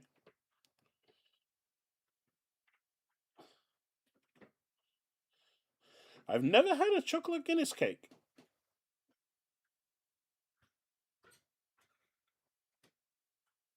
I mean, it could be June. I mean, I've said June seems like a good date.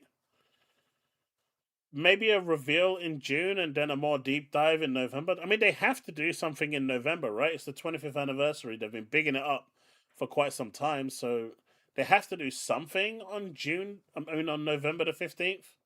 They can't just come out and say, surprise, hey everyone, happy birthday, see you later. Star Citizen releases it. I mean, technically it's playable right now. You can play it right now. If you really want to.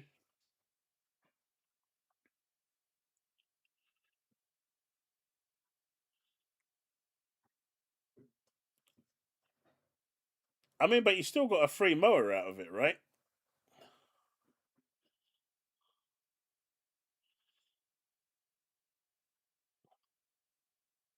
You still got a free mower out of it, right? You can jerry rig that. You know, a bit of duct tape, and you should be fine.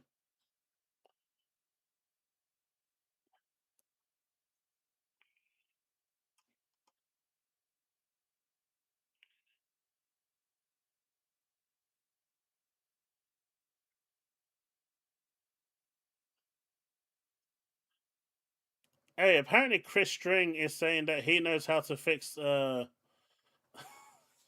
Game Pass. Oh, good old Chris String. That guy will never quit.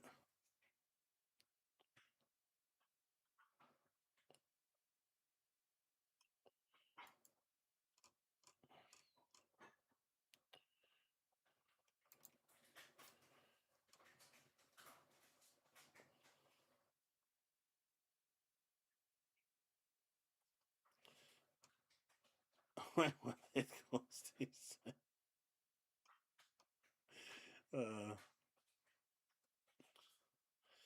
Is it a sheep? No.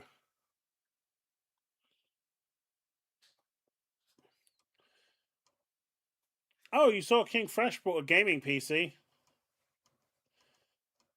He went and spent all that money for a gaming PC and said he's only going to do podcasts on it. He bought a PC that's more powerful than his PS5 Pro. And it's going to only do podcasts. And he thinks people are going to believe that. uh.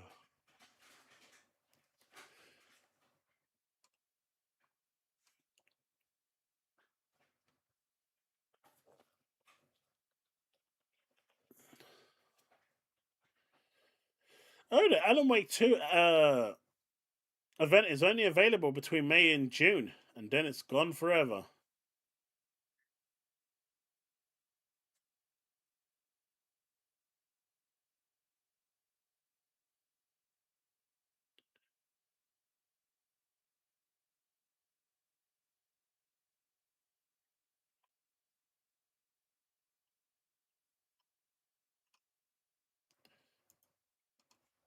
Really?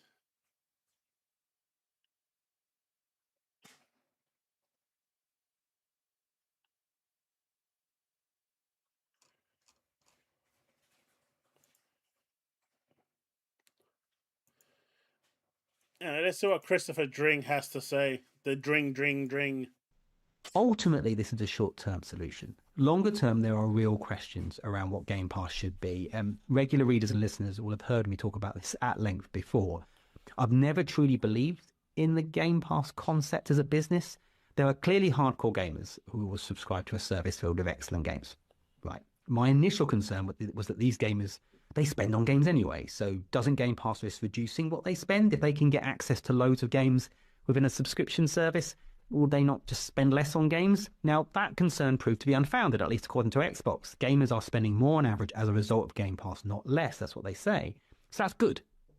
But if Game Pass is going to deliver on its initial vision, it needs to go beyond those hardcore players. It needs to hit a wider audience. Otherwise, Xbox is just taking a margin hit on its first-party games business, which, by the way, is exactly what's happening. And it's why Xbox is trying to grow those margins by putting their games on other platforms.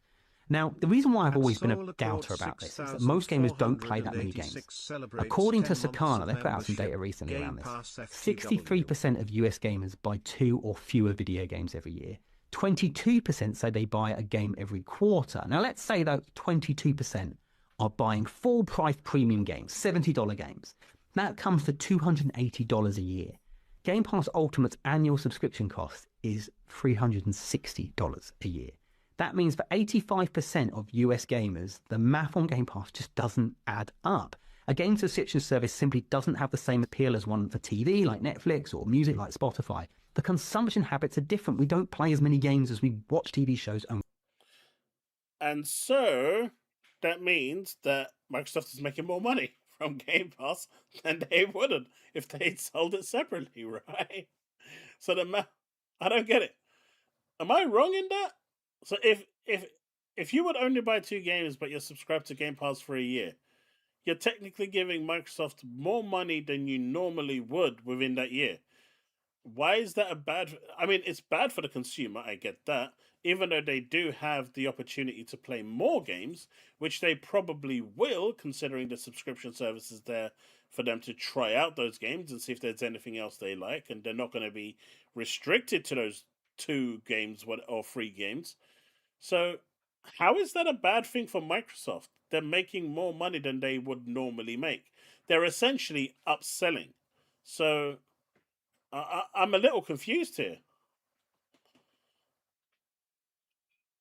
I'm not wrong in this, am I? I'm not seeing this in any way that's not rational from a business perspective. If Timmy's only going to spend $200 on his games, and I'm saying, hey, how about checking out this new shiny thing for $360, which I think is a lot of money, and Timmy goes, oh man, $360, but I get access to all that all year round and more. I think I'll do that, and then he ends up playing, I don't know, maybe 3 games. Microsoft technically has now made an extra $160 off Timmy that they wouldn't have made without.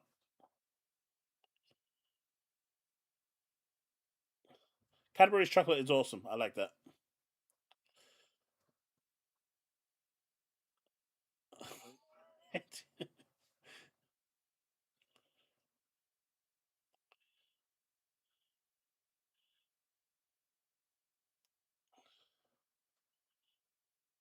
Game Pass just, I mean, this doesn't make any sense to me. I mean, technically, that's what I've been doing. I mean, obviously, Microsoft is getting my money from my subscription service, but I'm buying games on other platforms where the games are cheaper as well. So, I'm just being strategic with my wallet. Look, Pragmata is a new game that just came out. It's £50 on Xbox. It's not, I don't know if it's Play Anywhere or not, honestly. I can't remember. But it was £35 on Steam. So I bought it on Steam. I'm not going to pay more for the same shit.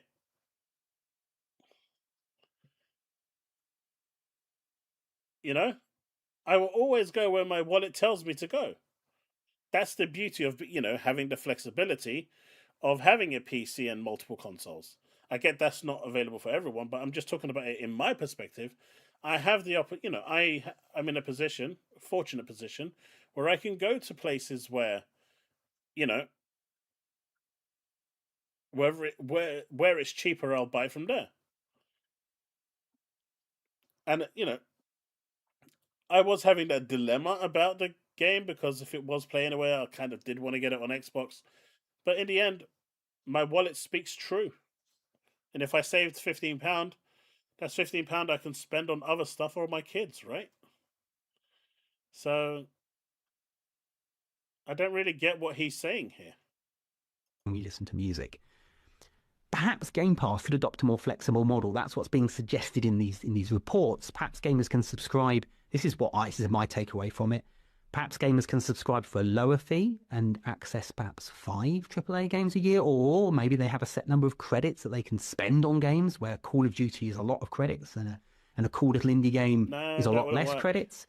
And if someone happens to use all their credits, maybe they can buy more credits, or maybe simply acquire the games at a discounted price if they're a subscriber.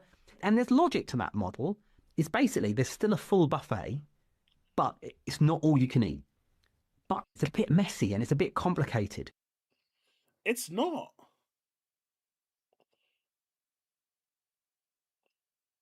See, what they're going to do is get rid of PC Game Pass. I can see them doing that, right? Because they've already hidden that on the main website. So I get that. I can see that happening soon. What I think they're going to do is to talk about there being a first party only Game Pass. I can see them doing that. And that's going to be at a much lower cost than what you have now. But I think the ultimate deal that they have now that's got everything is still going to be there. I do think there's potential for there to be a price increase on it again. But I think the other version where it's just going to be first party and whether that's going to include Call of Duty or not going forward is another matter entirely. But I think that one will be a lot cheaper and more digestible for people potentially to subscribe to more. Maybe they'll look at those third party games and say, look, if I want that third party game, I'll buy it. This is your subscription service. I'll do that.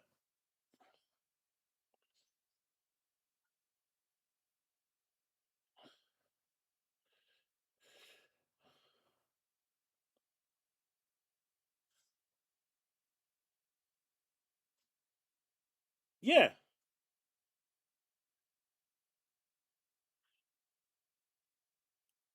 If they lower the price, I can see them removing Grand Theft Auto, Call of Duty from it entirely. I don't see them having the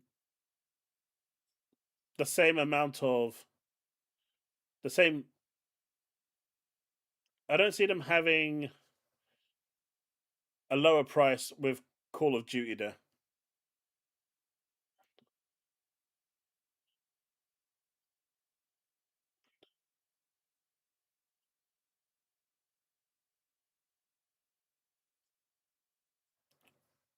I mean, if you look at Prime, they make me pay more for. I'm an Amazon Prime subscriber, but if I want to watch some services, I have to pay for it. It doesn't cover everything, right?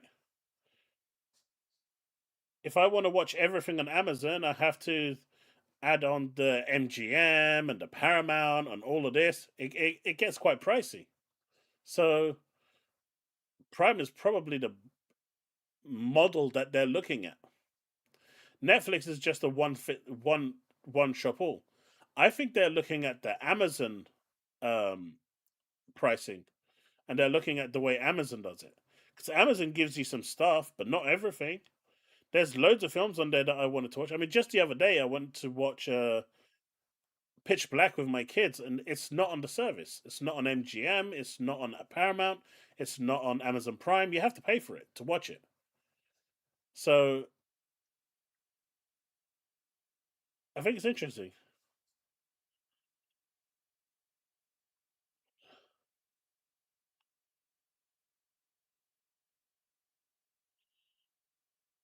Nah, man. All I know is Netflix and Amazon. They must really hate my family because their shows are like non-stop for us. They do not stop watching it. Uflix, I'll check that out. But you get the point I'm making. Game Pass is obviously going through a change, and it is going to have one. Get the service, and if you want EA Play, Ubisoft, GTA, you buy them separately. Yeah, potentially.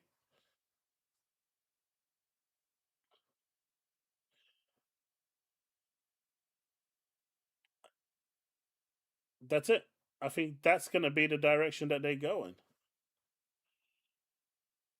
Is he a gamer? I think he's an analyst more than anything. Mate, Soul is literally just. Oh, Jesus. I do not have Disney.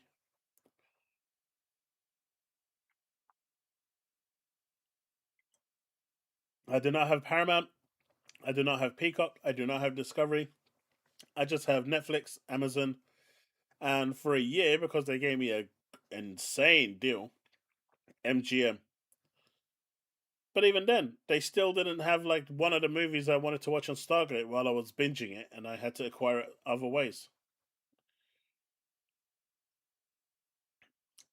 Of course you do, Soul. If you had said that you didn't have Disney, I would have been shocked.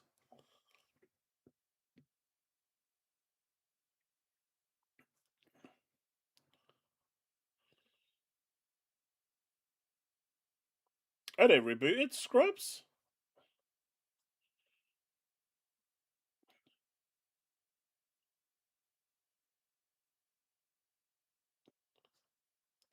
Yeah, so what I can see them doing is having the essentials, which is fine, and then they're going to have premium, which is where they want. I think they're going to also have just a first party tier. They're going to have an all you can eat, everything inclusive.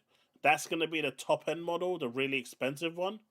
And then I think they're going to have, like what me and Steve were discussing, bolt ons. Build your own subscription. A bit like how Amazon do it, as you were saying as well, Gorsty. If you want those stuff, you add it onto your subscription, and that's it. But what he's saying over here, tokens and shit like that, what is he, crazy? Who in their right mind is going to go through tokens and stuff like that? That's just ludicrous, man. For an analyst, he's not very smart, is he? Now TV is basically Sky TV, but just an alternative to it. I think they split from Sky potentially, but they originally started alongside Sky.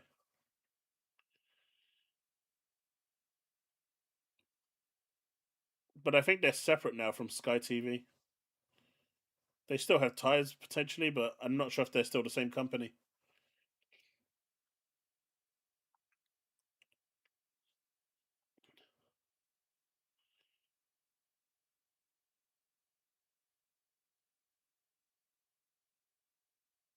Yeah, I told you that was going to happen, buddy.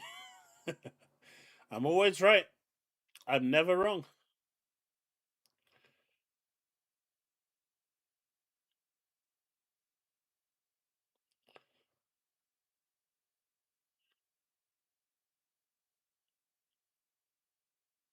Because I remember we used to have Now TV, but I got rid of it. Silly Christopher Drink. But yeah, I think Game Pass is good. It's it'll be interesting to see what these changes to Game Pass is going to be. I'm always right, mate. Even when you guys say I'm not, I am. And deep inside your heart, you know it's true. Even Steve knows. He just won't admit it.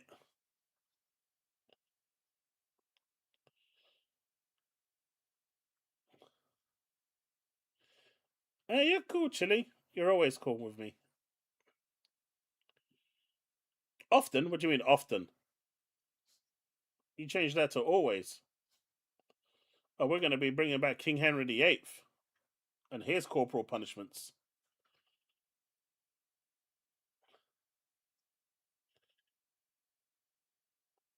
That is not wrong.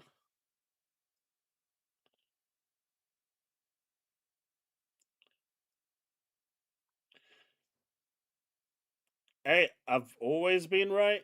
You just can't admit it.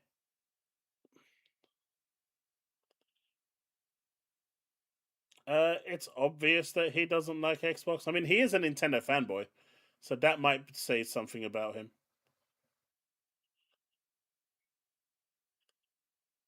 I'm always right.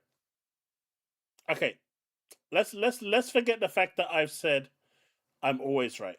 Okay, let's just forget the fact that I've said I'm always right. Let's say I agree with you that you know I'm not always right, but I'm never wrong. How about that? I'm not saying I'll retract my statement and say I'm not always right, but I'm never wrong. How about that one?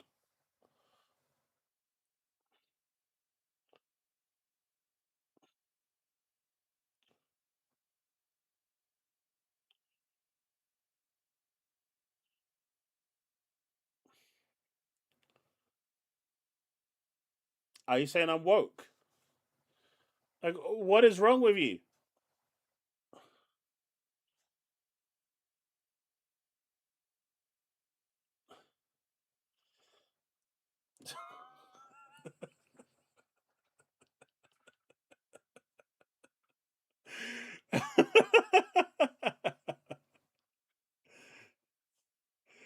No, no, I'm I'm never wrong. So I can agree with that. I can agree with that. And since you guys, I'm not a pony. You see, I'm never wrong.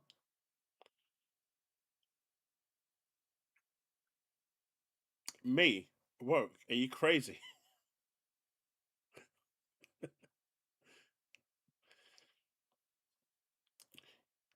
You may think I'm wrong about being wrong, but I'm never wrong.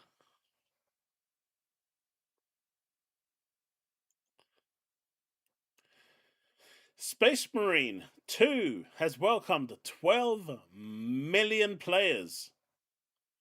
That's insane. And to think, I'm still not one of those 12 million. I will be one day. But as of right now, I'm still not a member. Hey, PS5 Blows, thank you for becoming a new member. I appreciate you, dude.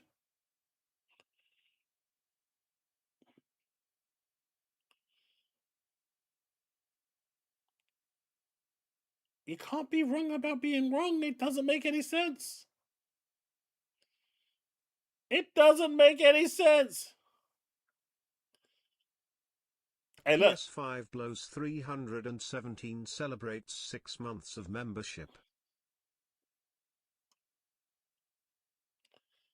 Thank you for the 6 months, dude. I appreciate you. Hey, look, I'm also one of the, I guess, very few people that hasn't really played GTA 5. I've never bought it. I've never owned it.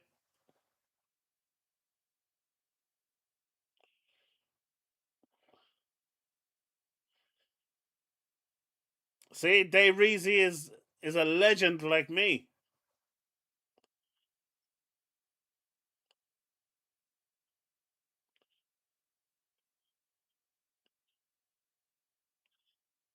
And anyway, isn't it Byron that said he stole my 4090? See? I said it would never arrive. I was never wrong.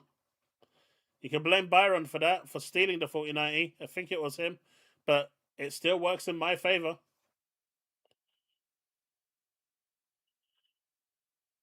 Chaos is the reason.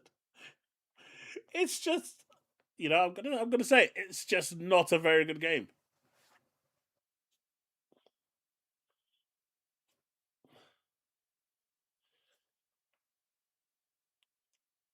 I don't enjoy it. I don't like it. Even when I was watching my brother play San Andreas at the time, didn't enjoy it.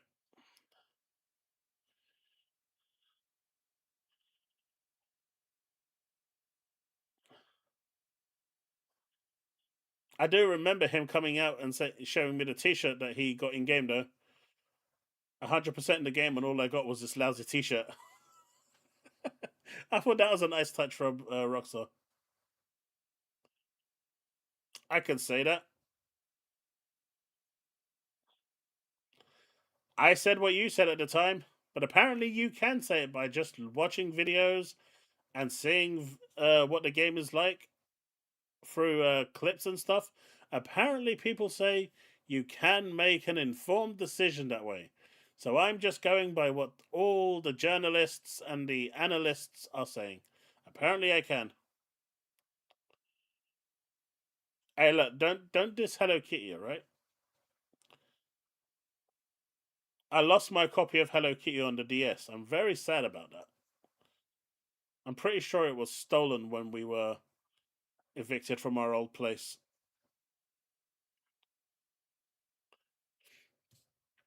That one's a sore spot. They could have stolen anything.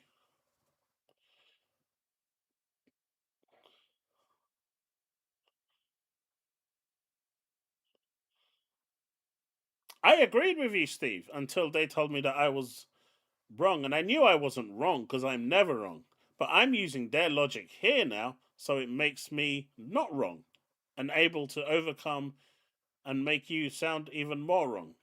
You see, I'm not using the term to say I was right because you guys don't want to accept that. So I'm never wrong.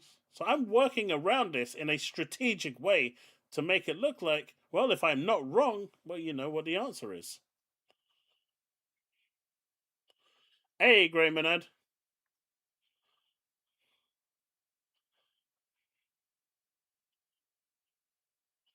Hey, look, you're the one that's you said you stole my 4090, so it ain't Steve's fault. But at the end of the day, it still makes me right in many ways, and I can't be wrong. Take it easy, Soul.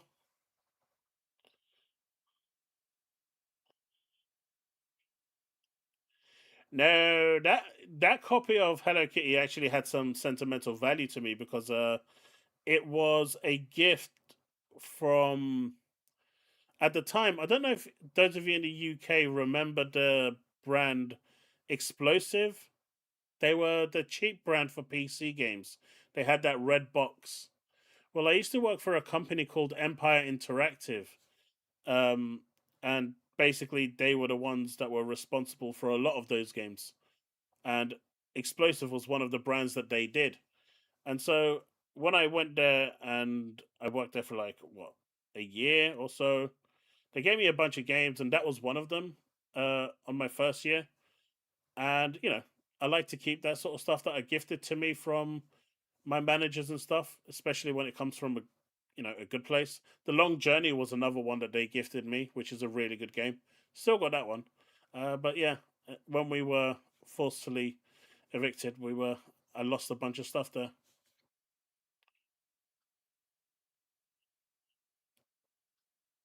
A Lady of the Night? What the hell is that? In Hello Kitty? What sort of Hello Kitty are you playing? Is this one of those weird PC games with like Hitler and fetishes and shit like that? Because hey man, I don't mean to expose you in that way, but if that's your kink, that's all good, man.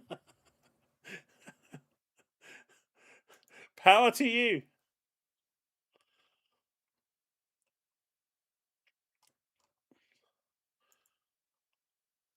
So did anyone see this marketing from Capcom in London? Apparently it's live right now. This is actually really damn cool.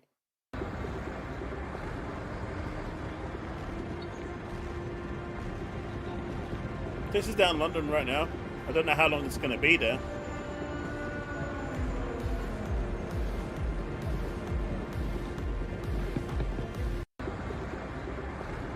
But that's pretty damn cool, man.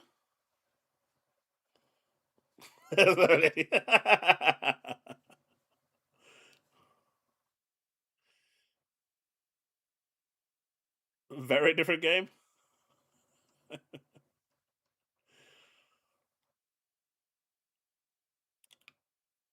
PS5 blows. I really hope they take the flying from Anthem.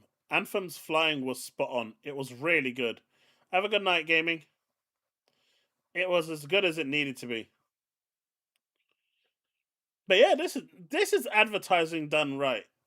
You'll remember this. And this is the type of thing I think Microsoft needs to do more of. More advertising that gets the media attention, gets people talking about it. Because this is damn cool.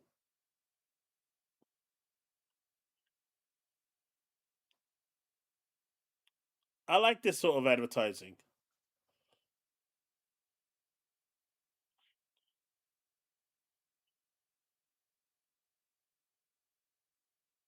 Yeah, but spaceship flying to Iron Man flying is completely different, right? It's a complete different physics.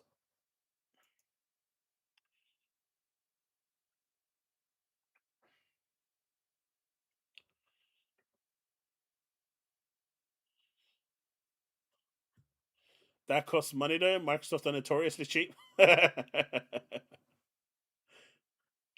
Squadrons was good. I think was it only on PC that they were doing it in VR? By the way, if you're interested in picking up a Meta Quest, you probably should act now because apparently they're increasing the price of Meta Quest by about $100, and it's going to be applied worldwide per version of the Meta Quest. So if you've been interested in one, you might want to look into getting it before the price hike.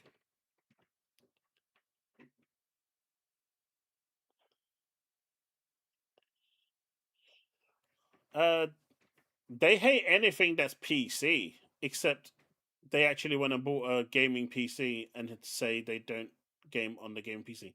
If you didn't know, for all the hate that they do on PC and Steam, they've all got a gaming PC. They all play games on their gaming PC. PSVR works on Squadrons. MetaQuest, the Quest works on there as well.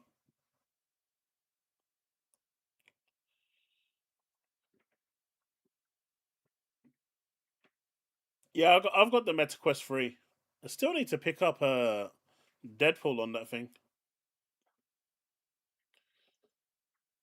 All right. Pre-orders for Beast of Reincarnation should open today. Editions of pricing in the US standard is 60 and deluxe is 70. I am liking this new trend where games are just going back to being 50 and $60. Pragmata launched at 50, for example, and games like Replaced £16, Mouse PI £25. I think these are good pricing. You'll see more people inclined to buy them at those prices than the £70 price tag. So I think that's a good thing. Yeah, I didn't get that. Why get a machine for a podcast that is only and then get a gaming rig like that? That didn't make any sense.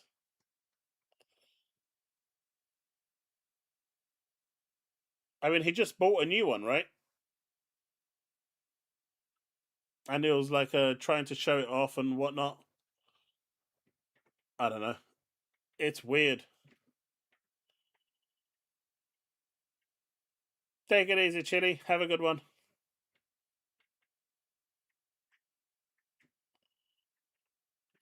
True, but he has. I think he actually saw my ramblings from last stream because now he made a point at saying he wakes up on titties. So maybe he actually someone told him about what I was saying. So now he's trying to make sure that there's no misunderstanding. I mean, it could be one of those Damakuras. It doesn't necessarily mean that it has to be human, but who knows? Especially with him.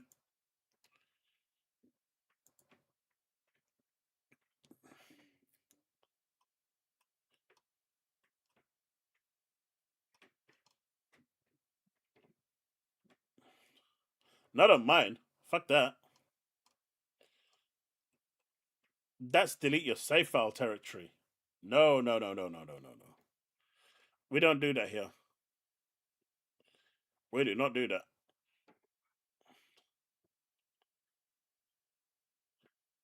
Man, replaced was wishlisted, right? By a million people. And it only opening day on PC, it saw 2,000 in game. That's rough. I'm guessing a lot of people were playing it on Game Pass because it's on there. But a million wish lists?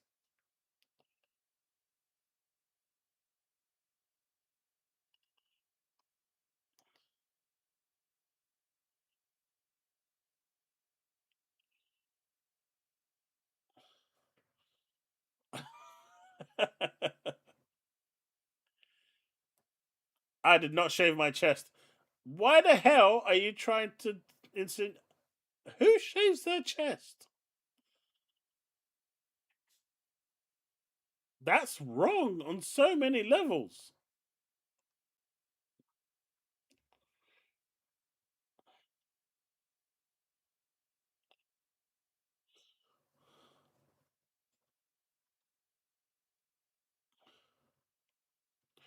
The Lenovo Legion Go is a good machine.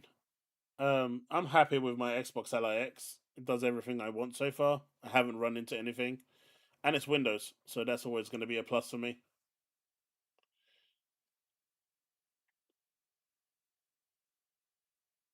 Yeah, I'm not saying they can't. I'm just saying that based at the current time, in terms of Iron Man Flying Simulator, what BioWare made with Anthem is the best on the market.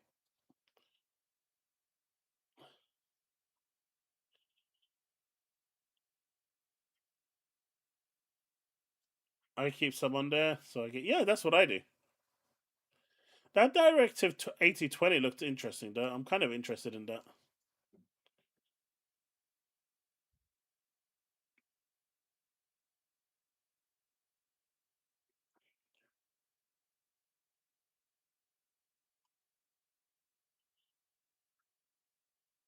Man, Woodpit, you sound like you're doing this from experience. What is it that you and Steve are getting up to? Actually, I don't want to know. Forget I even asked. That's just information I probably just don't want to be privy to. Not even probably, I just don't want to be privy to. You can keep that to yourself, buddy.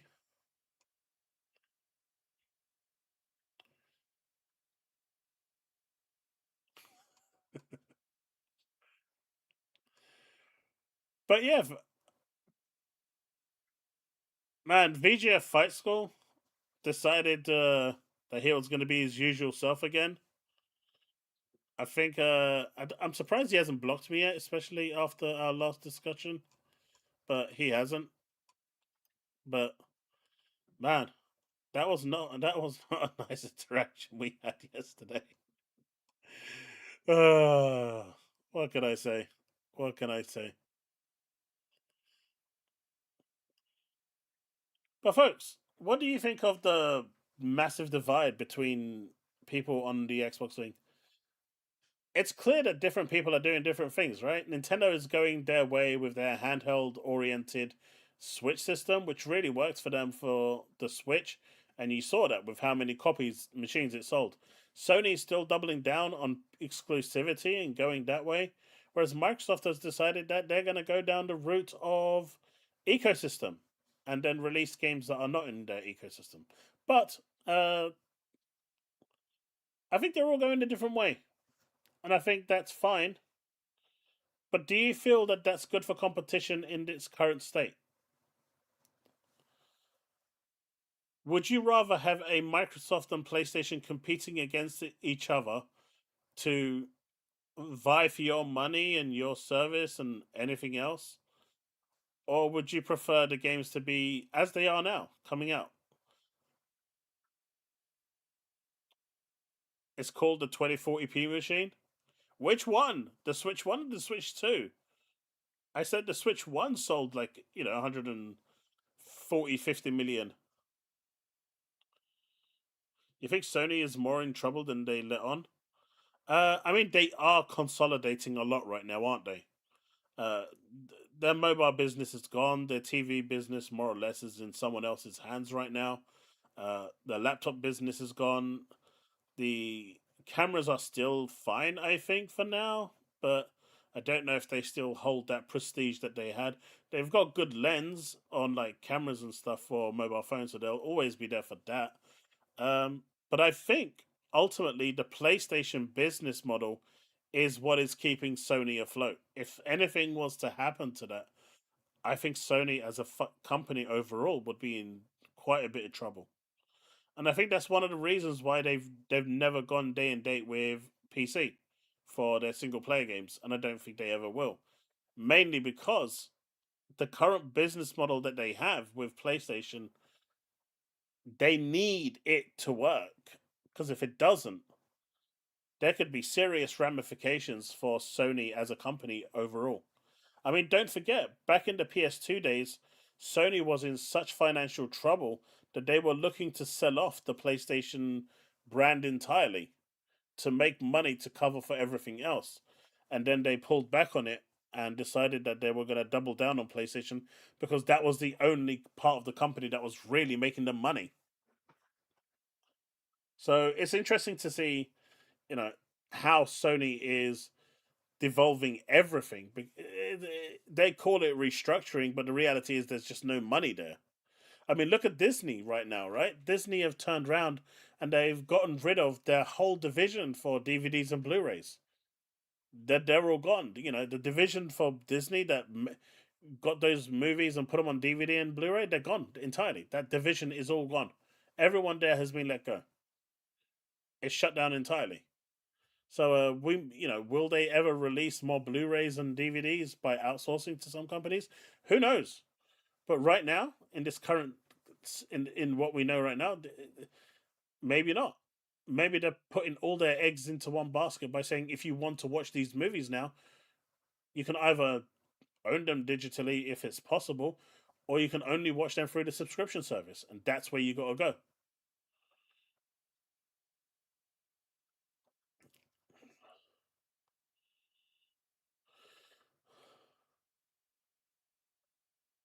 I don't think it's that they don't have enough titles, Woodpit. They have a lot of titles.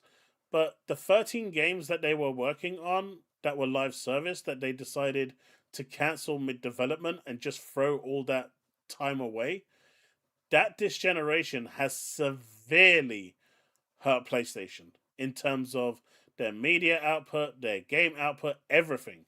It was a really dumb move, but they decided that, they're not going to just put a band aid on it, they're going to rip the band aid off and deal with the aftermath afterwards. And they knew that Microsoft was there to pick them up and keep them going by giving them all their games. And so they didn't really have to worry about it. Now, that landscape and that decision to cancel those 13 games would have looked a lot more different if they didn't have the reassurance and backing of Microsoft with their games going to PlayStation day one. You know, don't forget, these decisions that we're seeing, oh, it's got the PlayStation 5 logo, these were decided months ago with Sony internally. They know what's going on. This isn't a spur of the moment thing that just happens out of nowhere, right? These decisions are talked about and agreed upon and done months and months, in advance. And so, Sony knew that they had Microsoft's backing to keep them afloat. And that's, in my opinion, why they cancelled those 13 games.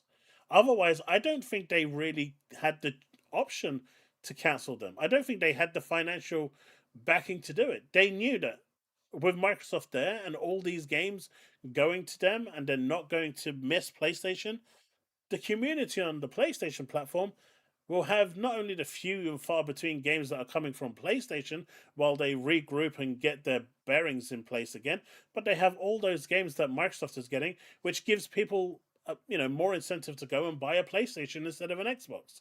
It really makes your mind boggle why Microsoft did go down this route in the first place. They had Sony exactly where they needed them, and they threw them a lifeline.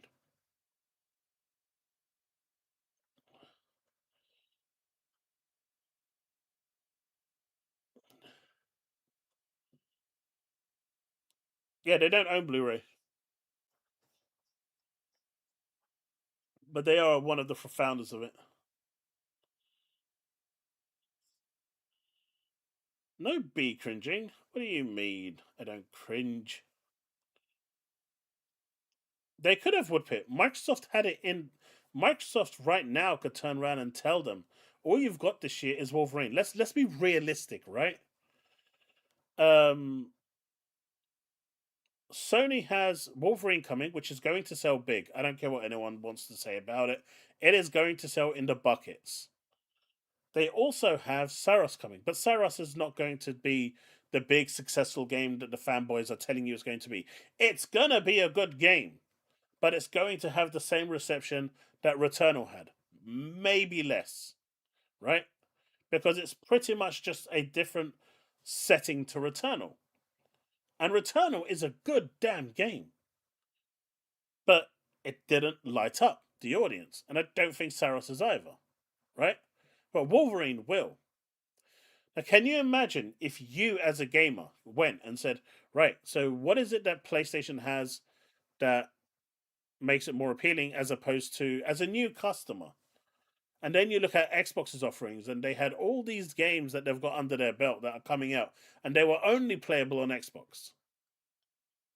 Do you think the average consumer would still pick PlayStation? I'm not talking about the ones that have their catalog still there, their back catalog. I'm talking about the new customers, the new people buying consoles, because they are still buying them at the end of the day, right? People are still buying consoles. So those new customer acquisitions, would they have gone the other way or would they have gone to Xbox? We'll never know. But I think, they did have a real opportunity here and they threw it away.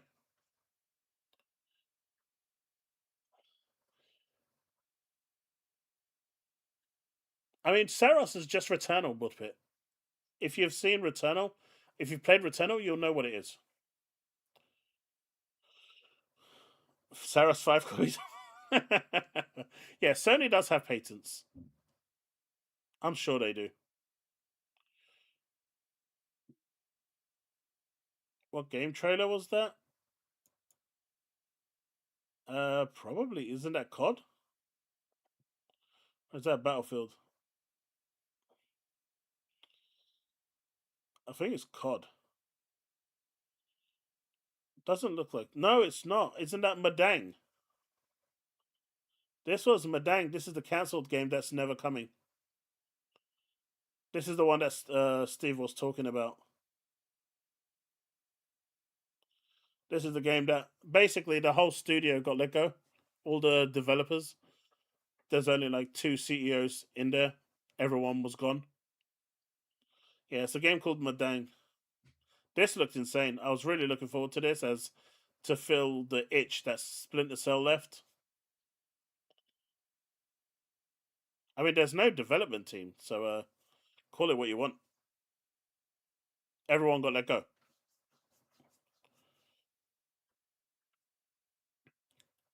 Limbo cancelled. There's no dev team, so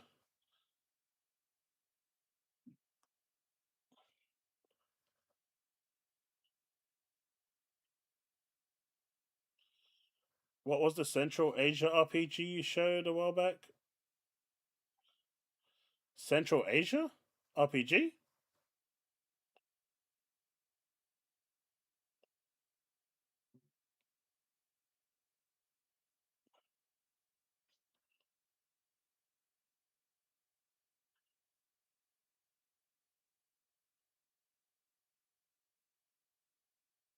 When did I show it?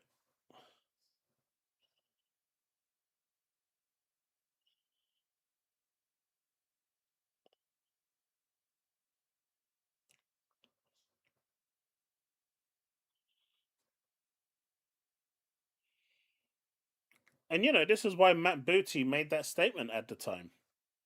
If Microsoft wanted to, they can easily outspend Sony because they could, right? Instead of buying Activision, they could have went to all these third-party companies and said, "Right, I want you to make exclusive games for me. Here's the money. Do it." And if they started getting all these games like Yeez and Trails and Final Fantasy, all exclusive to Xbox, money talks at the end, right? These companies don't give a shit about loyalty; they give a shit about money. If Microsoft really wanted to go out their way to do this, they would have. And they could have. And they could have absolutely did everything they wanted to. But business wise, they had other plans. And we are seeing what those plans are now. They never ever intended to outspend. But that was what Matt Booty said. And he was right in saying it. They had every opportunity to do it. If Microsoft would have not helped Sony and Sony might suffer greatly, wouldn't regulators go? Nope, they would not.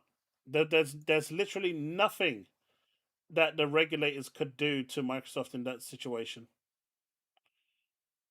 What are they going to say to them? I mean, when you kind of think about it right now, isn't the tables reversed right now and they're actually in the same kind of position? In a similar position as they would have been? Sony would have still been around, but they would have lost a lot of market share. And if Microsoft decided to go and start money hatting all the big games to be exclusive on Xbox, there's nothing a regulator can do because as it was said in the FTC trial, that's business. It's a contract. They're not buying the studio.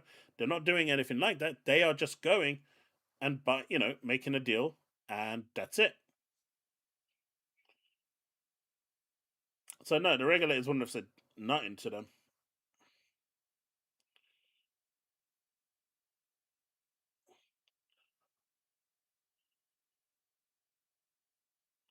The situation with Apple as well was that Microsoft, if I can't remember the full details, but I think Microsoft acquired a huge stake in Apple, or did they buy Apple at the time? I really can't remember the details, but Microsoft bought them to shut them down, and the court said no, you can't do that. That was the Apple case was different. Microsoft, whether they bought them or bought enough shares to get a controlling majority, they did that to shut down Apple, and that's when the court stepped in and said, no, you can't do that. Because Microsoft just went in and said, right, we're just going to delete the competition. And the court said no to that. What's happening here is with Sony and Microsoft, if Microsoft didn't help Sony, they're not buying them. They're not doing nothing to Sony. They're just leaving them to their own accord to do whatever the hell they like. And if they just, if their financial trouble means they're going to release one game every 2 years, well, that's on Sony. They need to figure it out. What do you mean it come? Well, at least I know you're not talking about me. At least I know you're not talking about me, Ghosty, because I have hair. So I don't know who you're talking about in chat, who's bald, but clearly it's not me.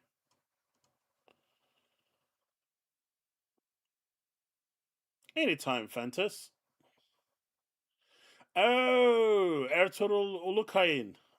Yeah, I have that game. What did you... I wonder if they've released a new trailer for it. They've done a lot of updates to it.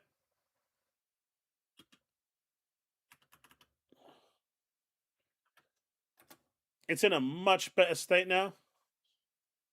Man, I'm guessing someone didn't like this stream. A couple of people didn't like this stream.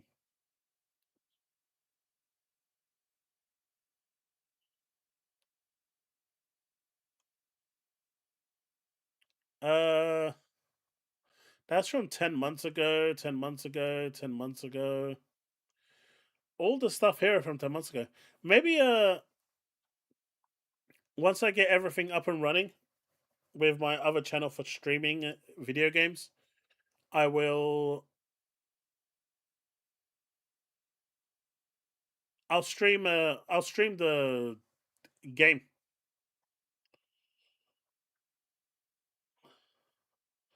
Don't worry, it's just your ults. Animo looks good, yeah, it does.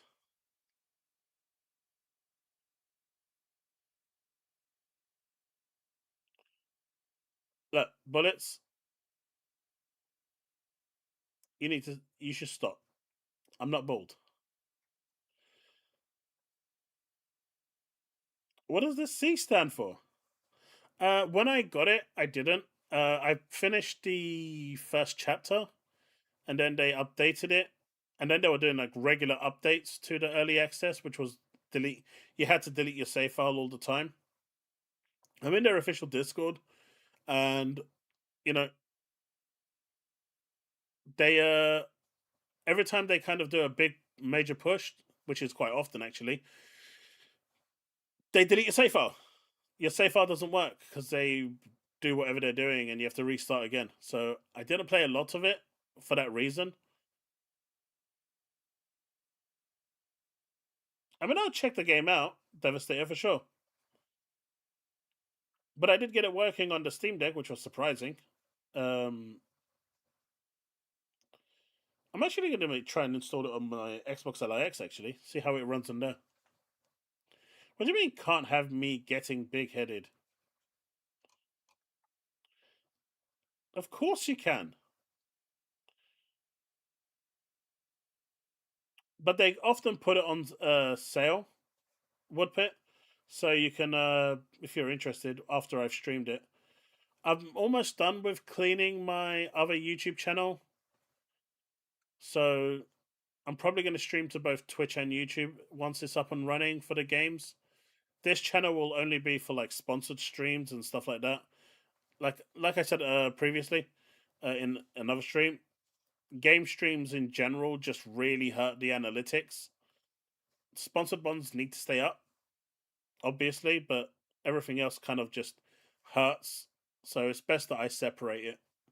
Even though it's a problem, but it is what it is.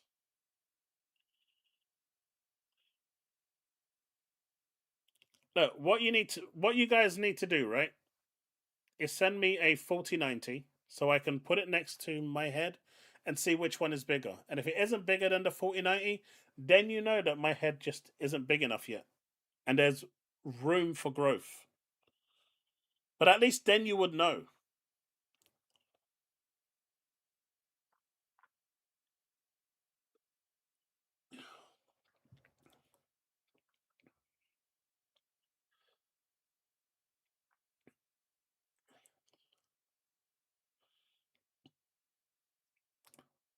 You know what? Someone banned Steve.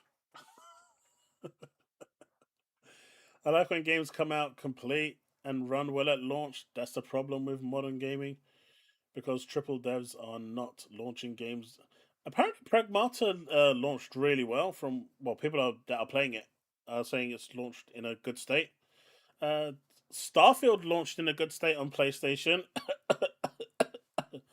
I mean, Ertuğrul, it was early access, so you're going to expect issues on there. Early access is early access, right?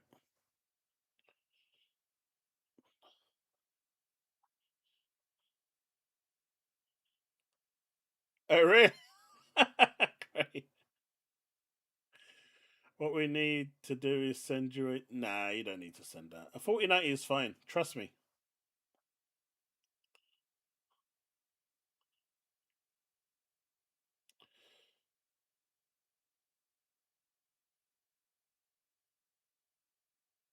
Once it's all set up, I'm going to have like a channel update video.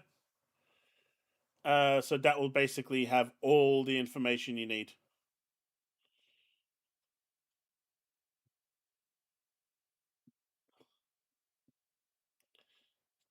Have you ever?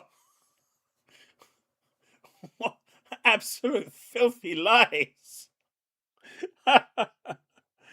Oh god, the lies, the absolute filthy lies.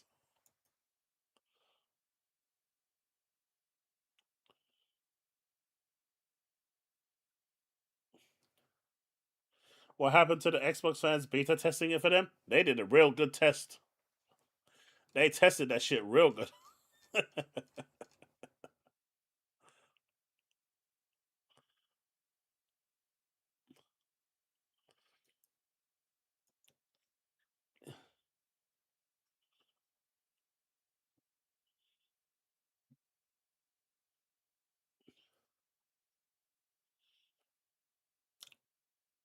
I actually thought we'd get that update already. Also, things are starting to get back into, you know, the way they should be. In my life at the moment, things are finally slowing down. My mum's doing well. Minnie's getting better. Everything seems to be moving in the right direction. So we're going to be bringing back community nights very soon. I'm hoping next week, but if it's not next week, it's definitely going to be the week after. So just a heads up on that as well. Yeah, Steve just needs to just stop buying stuff of Temu.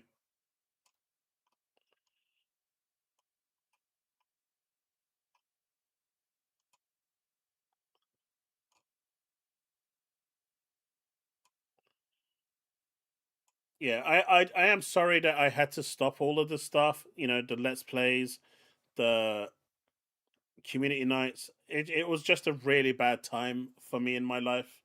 Everything was just crumbling around me, and I'm not just saying that for excuses or anything. Some of you know on a more personal level what I was going through, because I speak to you off stream a lot more in DMs. But yeah, things were just really bad for me at the time. My mum, was touch and go, so I just wasn't in the right frame to continue with most of the stuff that I was doing.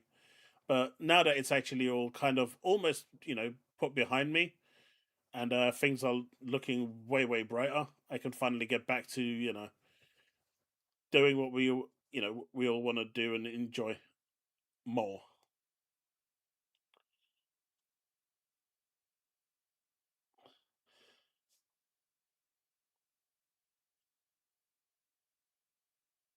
Uh, yeah, I'm aware, Steve. I know what's going on. But hey, you can send me that thread ripper before you decide to go offline. You know, it's always an option. I'll keep it safe.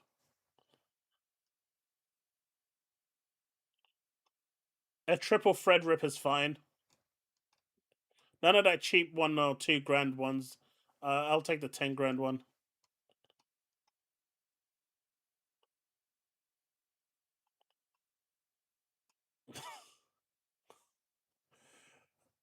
Holy shit! Someone's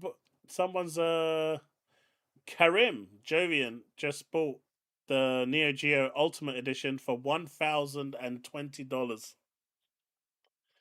Apparently, there's no text to it, so I guess the whole depending on what state you live in, you don't pay tax. I guess he lives in a state where you don't pay tax, but he did pay $1,000 for it, and then $20 for shipping. Look, fine. Send me a 5090 then. If that's how you want to be, I was looking at saving you money. I'll do a 5090. It's fine. I haven't seen ID Software have trouble launching games. More developers should give games like that. Well, if you've listened to the interview with um, Matt Booty, what they're doing right now and have been doing a lot this over the past 6 months to a year is having that interconnection with other development studios within the network to actually support studios so they release games in a better state. Obviously, Starfield is but Bethesda in a nutshell. But they have been working with different studios where some studios just excel in areas but the others don't, and a lot of that collaboration should hopefully start coming through in the upcoming games, and we'll see games come out in a much more polished state. Another cool thing about this is that from that interview is the fact that a lot of these games that are now being developed and some that are being developed for the release of Helix are being developed with the hardware team in kind of collab with them. So they're working with the hardware team for the specs and everything. So they're kind of building these games to that specification. Now, what that means in the grand scheme of things, if there's going to be a Xbox Helix version of the game that is completely different to the PC version, I don't know. But he did say that these teams are working closely with the Helix hardware team to make sure these games are built to the proper spec and running the best they can. You know what? I can't win with this guy. Fine. I'll even take a 5080. Since, I know you're saying 5090s are cheap, but I know you don't want to spend a lot of money because you're, tight. So I'll go with a 5080. That will do.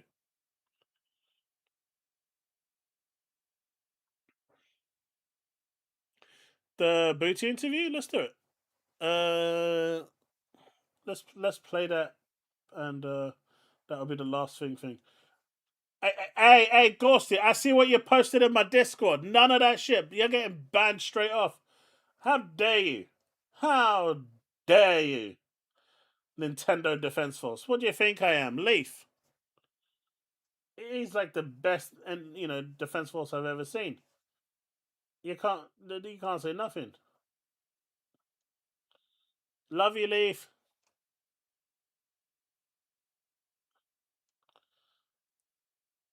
May hear wherever he is. Where is the video? Let's see if I can find it.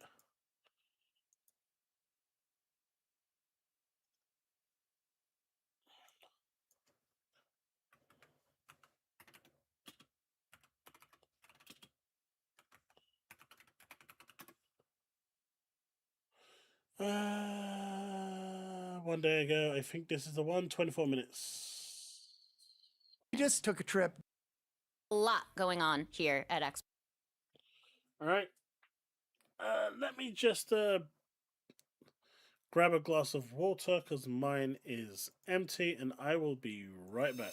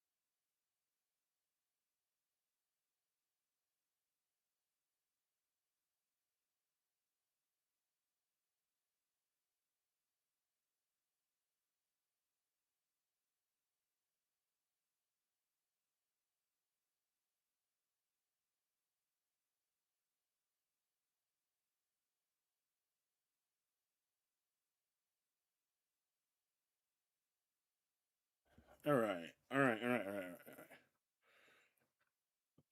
All right.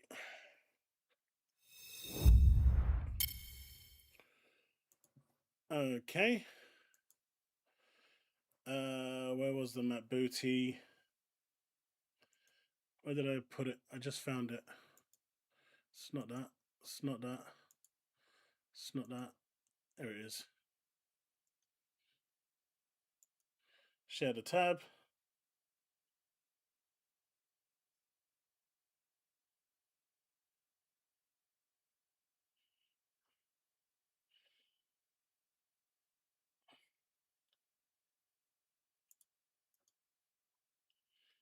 All right. Xbox. We just announced our double feature Xbox Game Showcase and Gears E-Day Direct coming this summer. Killing the online multiplayer Pottery Party Brawler from Double Fine, I can't believe I got that, is out next week. And present content creators just got hands-on previews of Forza Horizon 6 for the first time. That's a lot, and I'm nearly out of breath, so it's really good that I've got friend to the podcast, now with a new title, Xbox Chief Content Officer, Matt Booty. Welcome, Matt. Hi, I'm super impressed you rattled off the multiplayer Pottery Party Brawler. Online multiplayer party. You know what? When you think about it, it gets to be too much. It's a genre that's heating up. Exactly. First of its kind. We're in early. Yes. Well, I'm so glad to have you here What do you because mean, I feel Grandpa like Lounge? we didn't I just wanted have some 7 water. hours of a meeting together We did. in showcase planning. It just wasn't enough. So We did, but it was a good meeting. It was. I should let people in on that. We did Yes. yesterday review all of the trailers for the upcoming showcase. And it's probably one of my favorite meetings of the year, I think. For sure. Well, it's just cool to see the teams. There's some stuff that's really done, some stuff that's not done, some stuff that's amazing, some things that needs a little work, but it's the reflection of all the work that the teams are doing, and we all get to come together. It's a great point of the year where everybody's working together on one thing, which is always a Exactly. lot of fun. And I just like the let's put on a show aspect of it, right? It's a lot of fun. Absolutely. A whole group of people come together, first party, third party. Everyone's kind of coming in an effort of how do we surprise and delight our audience? Yeah. Are there secrets we should spill about the planning process of Showcase? I don't know Yeah, about that. exclusives.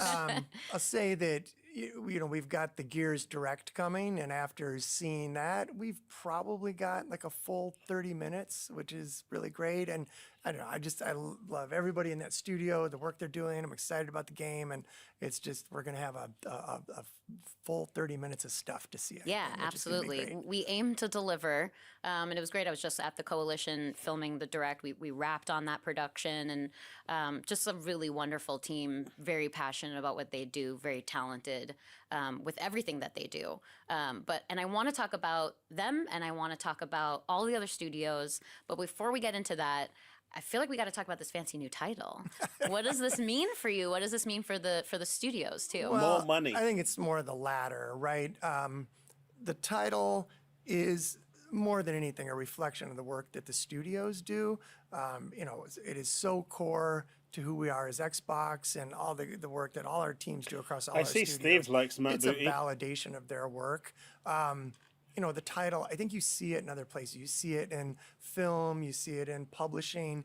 And so I think it brings just, again, a validation that says that one, Xbox takes these studios seriously, that Microsoft takes it seriously, and that content, the things that we build, all our great games, is important. So that's really what it's about. For me, my job stays the same. We were just, you know, talking about this. It's like, it's such a privilege to be able to work with all these teams, and probably the best part of my job is having visibility into everything that they're all doing. And like, fortunately for me, none of that changes. Yeah, you've always been on the circuit visiting 'Cause you studios, like seeing him, what they're Steve. You building. wanted it So center what has that been stage. like? Who have you seen lately? What have you played? Yeah, well, there's just so much going on. I mean, I could almost like just mentally do the tour of what's going on, right? I mean, we've got things, you know, that have been announced. Like, so we've got Mojang with Dungeons 2, so there's that Yeah, to just see. announced, yeah. You know, this will be a little bit of a laundry list, but as I just kind of mentally walk the studios, Undead Labs has got the alpha for State of Decay 3. So excited for State of Decay 3. So that's cool, and it's great to see that they're at that point. You know, I go to Blizzard, and we see all the progress that they've made with Overwatch, which is great. And then at the end of the month is the Lord of Hatred expansion for D4, Diablo 4, also coming along great. It's just amazing. Every time I go to visit Blizzard, you're just reminded of sort of the history of Blizzard, and also just the kind of the level of art and craft that exists there, which is great. Some of the best cinematics in the Wait, industry. they pulled and maybe later on we stuff can talk off a little bit Halo? about that because it's cool what they're doing with some of our teams. So we can circle back on that. But we got too much to talk about. We got a lot to talk about. But so, we've got that going on. Elder Scrolls, they just started their new approach. They kind of call it this Season 0 thing, which is great. And it's exciting to see the reaction. It was cool to see some of the Starfield stuff before that came out. Huge update. Big update. Yeah. I mean, really, kind of a 1.5 release, really, when you think about it. It's great to bring in new players on new platforms and bring them into the game that Bethesda has built. The universe, truly. Yeah, and it's cool to see online, too, some of the things you read where they're like, hey, this might be shaping up now and evolving into being one of their best RPGs in quite a while. So that's really cool to see, right? And then, we've got things going on across the studio. So there's just, I could kind of walk the list. I mean, seeing the latest that Obsidian's got going on with Grounded 2, the continued work there. You've got, obviously, all the continued seasons work going on with Call of Duty. Rattling all this off, I guess to bring it to a point, what it makes me think of is just, we have got such an amazing lineup of IP, Really? An amazing lineup of studios. I think in even just entertainment broadly, it's an amazing portfolio, which is just really cool to see that we've got that. And even some of the things that are going on, even as we think about portfolio extension into movies and TVs stuff, it's great to keep up with that. So, I make the joke, we've got everything from like Kiln to COD, Absolutely. everything from Minecraft to Warcraft. There's probably more of those I could do. Yeah. But it's great cadence. That's a song in itself. It's just always fun to get out and see the studios and everybody, you started out saying, wow, there's kind of a lot going on across Xbox right now, a lot of change in the industry. But the thing that just grounds me is when we go to talk with our studios, it's just everybody's working hard. They're all passionate, excited about their game that they're building, which is really cool. We really do have just an incredible span of very different teams working with very different specialties across. We've got AAA shooters, we've got inventive party experiences, we've got mind-bending genres and dramas. It's just a lot that you would assume people are kind of working in their own creative bubbles because everything's very specializing in what they're really focused on. But that's actually not the case. You watch. No, Gears E-Day is going to be it is the exclusive to case Nintendo that Switch we've got a 2. lot of different kinds of studios, and they've all got their own cultures. So we think about it as a culture of cultures. I see a big part of my job is to provide just enough connection and just enough structure across those that they can communicate with each other, that they can share things Gears back E-Day and will forth, be but never to exclusive the to point Switch that we're 2. coming in over the top, trying to change who they are. But we've really seen a lot, and once we build those connections, of teams starting to share things with each other. So our team in Vancouver, the Coalition, they are really our center of excellence for Unreal Engine work, and that is benefiting the teams, for example, at Brian Fargo's studio in Exile, working on Clockwork Revolution. They're able to benefit from all of the really technical Will work that get they're me the doing, graphics card? at the Coalition. While you're There's here. other examples. We've got the Blizzard Cinematics team helping out on Fable. We've got our studio in Montreal, Compulsion Games, using the Activision mocap studio. We've got, I think, the team at Rare with a lot of multiplayer experience working on Sea of Thieves, helping out Double Fine on Kiln, the pottery game. So there's a lot of examples of that. One, maybe just to sort of show a more complicated round trip, you had State of Decay 2, which had some pretty sophisticated technology for doing saving shared worlds and how you sort of save this persistent state.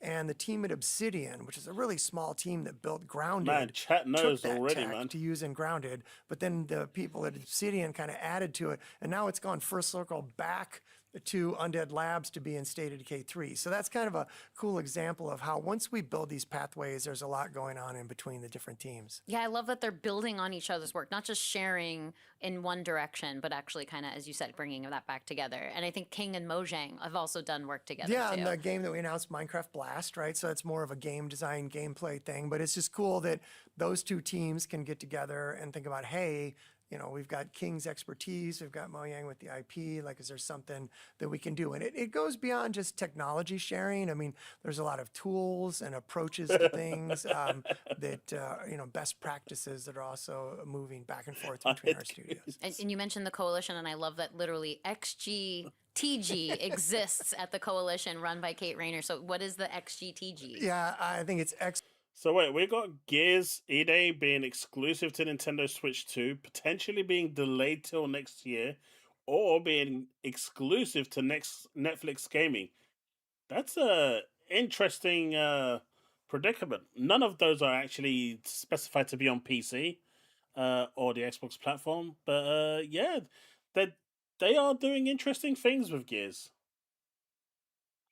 Xbox Games Technology Group. Yes. That is the group that really has the center of excellence around Unreal Engine work, and then takes that out, makes it available to the other studios. They're not brought in to work on the games, and they're not a firefighting team. They are developing the technology, but packaging it up in a way that it's very easy to hand off to the other studios. Could probably sit here for a while. We could do a little TED talk on all the things that are on, but we've got a lot of RPG teams. They're sharing narrative tools, and this even goes back to things like some of the in-game store technology that was in Minecraft made its way into Flight Simulator, which then made its way into Starfield. So, we try to stay out of the way, but provide those pathways so that sharing can happen. Yeah, I love that. We got some of the best people in the business, so why not idea share? More brains are better than one. So we're seeing so much of those skill sets and all of that idea sharing really reflected in the content too. It has been an eventful spring, to say the least. So much so that I actually need to consult my notes just to keep up with the sheer volume of it. So we've got Overwatch just launched Season 2. We already know who the new damage hero is, Sierra, the 6th new hero just added this year alone. Starfield just released a massive free lanes update for all platforms. One of the coolest things obviously being you can cruise between planets, but tons of other updates and ads and improvements in that massive update. Elder Scrolls Online launched Season 0, Dawn and Dusk. New zones, challenges, whole host of improvements there as well. Kiln is releasing next week. Diablo 4 Lord of Hatred releases shortly after one. That's a big new expansion with a new campaign, new classes, Paladin, Warlock. Shout out to Warlock, frankly. New region, and also you get Vessel of Hatred for free, actually, alongside that. And then, of course, we have tons of other things that I can't even remember. I don't know. Yeah, that was impressive. Thank you. The only thing, as I'm going through the list, we've got Minecraft Dungeons 2. Yeah, announced at Minecraft Live. Which is noteworthy. I think it's the first sequel, the actual sequel that Minecraft has ever had. Minecraft has done a lot, but this is momentous. We've ever had a 2 attached to anything. Oh my gosh, milestone. And we've seen a lot of that come together. Minecraft Dungeons was such a good game. We're very busy teams here. Yeah, yes. And then, of course, Forza Horizon 6. God, Forza, which is just looking amazing. I agree, Steve. I had a moment, like we got to see a cut of the trailers, some stuff that will come out later. But it just took me back to, there's a time, like when I grew up making games myself, like racing games really were a pretty dominant genre in the industry. And, and there were new racing games that would come out and you'd be so excited, and just what the team has done and the combination of the music that they've brought in and the location and the setting, I had that same sense of excitement of like going to play, other racing games like the first time. And a lot for me, it was in the arcades, and, they've done such a good job with that series. The reality is we're in a hit-driven business, right? So games like movies, like music, a lot of things, very hit-driven. So for Playground, working in conjunction with Turn 10, to have delivered that series, and then now I think with FH6, Steve lost his goon squad, not just man. a sort of a next or like a sideways move. It really feels like a whole new, fresh game. So I don't know. I'm very excited. The stuff that we're seeing is really well put together. It's pretty cool. And we're seeing that in previews too. I actually grabbed a couple quotes here that I felt were really reflective of a lot of the technical achievement and the cultural achievement. I mean, we've been waiting for Japan for so long. So from Tech Radar, this quote is, watching passing tower blocks glimmer back to me off the bonnet, I'm convinced driving in a game has simply never looked this good. And they go on to say, like the last entry, handling changes realistically depending on the weather conditions too, and my cars picked up an embarrassing number of scrapes the first time I was caught out in pouring rain. And like that's just such an enjoyable experience that as you get kind of familiar with the game and the environment and the cars and just seeing all of that impact in the environment and on the cars. So it's just really cool to see some of that pick up. Yeah, and along those lines, we always think about any Forza game as a technical showcase, Mhm. right? And cars are so great to show that off with the reflections and the materials, the paint and the metal and the rubber and glass and everything. It's really cool. But one of the bigger innovations that we're going to see in Forza Horizon 6 is also just the jump in and play social aspects, right? Which is such a part of gaming today. And the team has really, really put in the time and the hours You and know the what I don't features get? to make it a game that not only looks great, but is going to really, Forza Horizon 5 looks great. But man, when you're looking at the rain, the graphics when it's raining or it's it's night and day, superior to what the daylight version is. They kind of miss that kind of. It loses that realistic kind of lighting that the nighttime has. I don't know. I don't know why. It's missing the reflections. Something Gran Turismo does really well, Gran Turismo 7. I don't understand what it is. Maybe because that's a sim racer and this is not. But then you kind of had the same problems with motorsport as well. So I don't know. Maybe they just don't have the needed experience for it. I don't know. It's always kind of stood out for me. It's always stood out. Like it's there. Like at night, it looks great, but during the daytime, it's missing, and I don't. It's always baffled me. I think lend itself to a lot of social play and a lot of easy jump in play. Yeah, we featured Forza Horizon 6 in our developer direct, our multi-title developer direct in January, and the team really talked a lot about that, about progression, about those experiences, and I'm excited to see how all of that goes coming later this year. And there was a lot of conversation too from previews that I saw about the digital tourism of it, just the sheer beauty of how everything is represented, not just realistically, but just very, very well detailed and thought out. And so, yes, please. Yeah, well, on that, it's Yes. so interesting you bring that up, that digital tourism, because I hadn't thought about it in the terms of Forza, but yeah, there are times where you just want to drive around and look at things.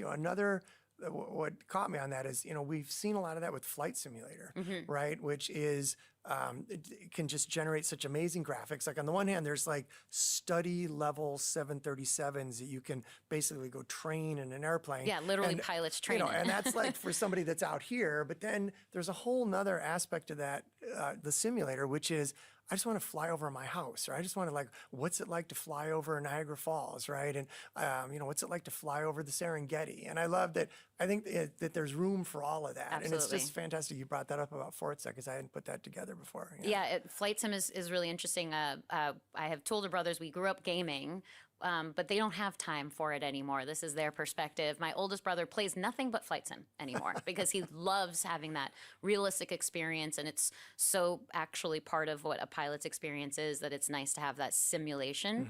And I even think about that with Kiln. You can just sit and make pots all day if you want. Right, you don't have to actually pay the go do anything. Part. Damn it, I can't say it anymore.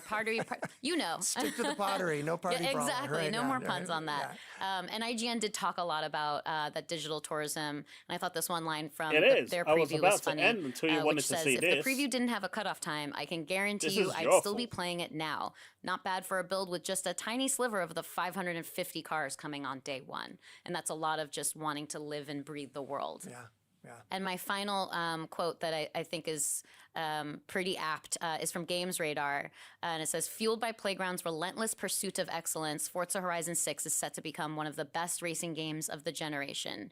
And frankly, if you took the out of context quote of relentless pursuit of excellence, I would have been like, are you talking about Playground?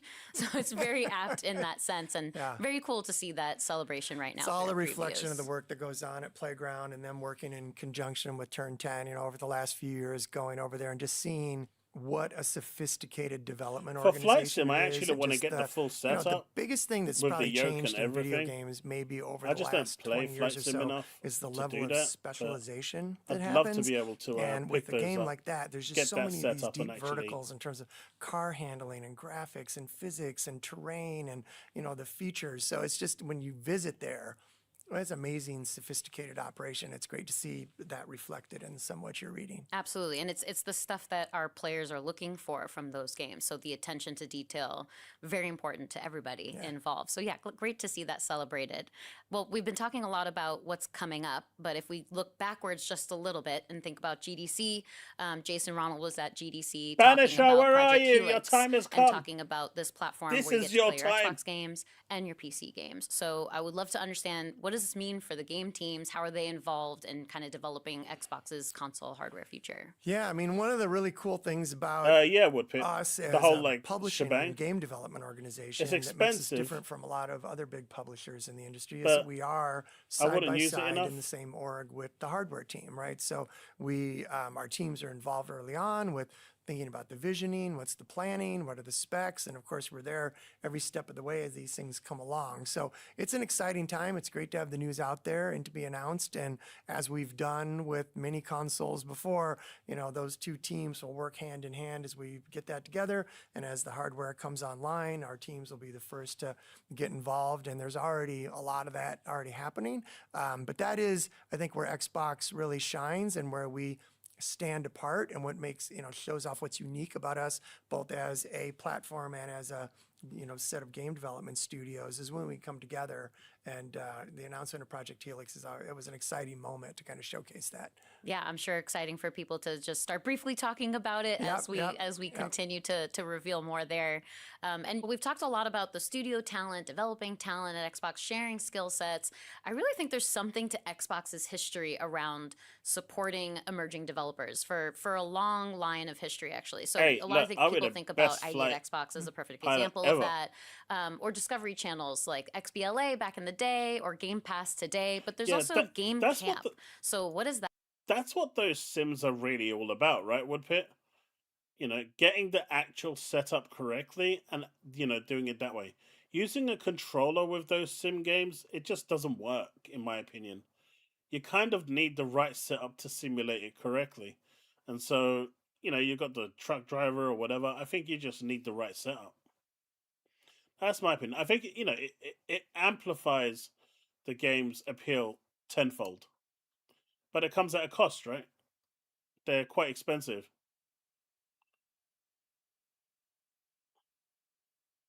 Yeah, I've got no doubts, Steve. But you know, they just, in my opinion, just amplify the entertainment value of what you're playing. Because the controller just doesn't really give you that experience that those sims are trying to do.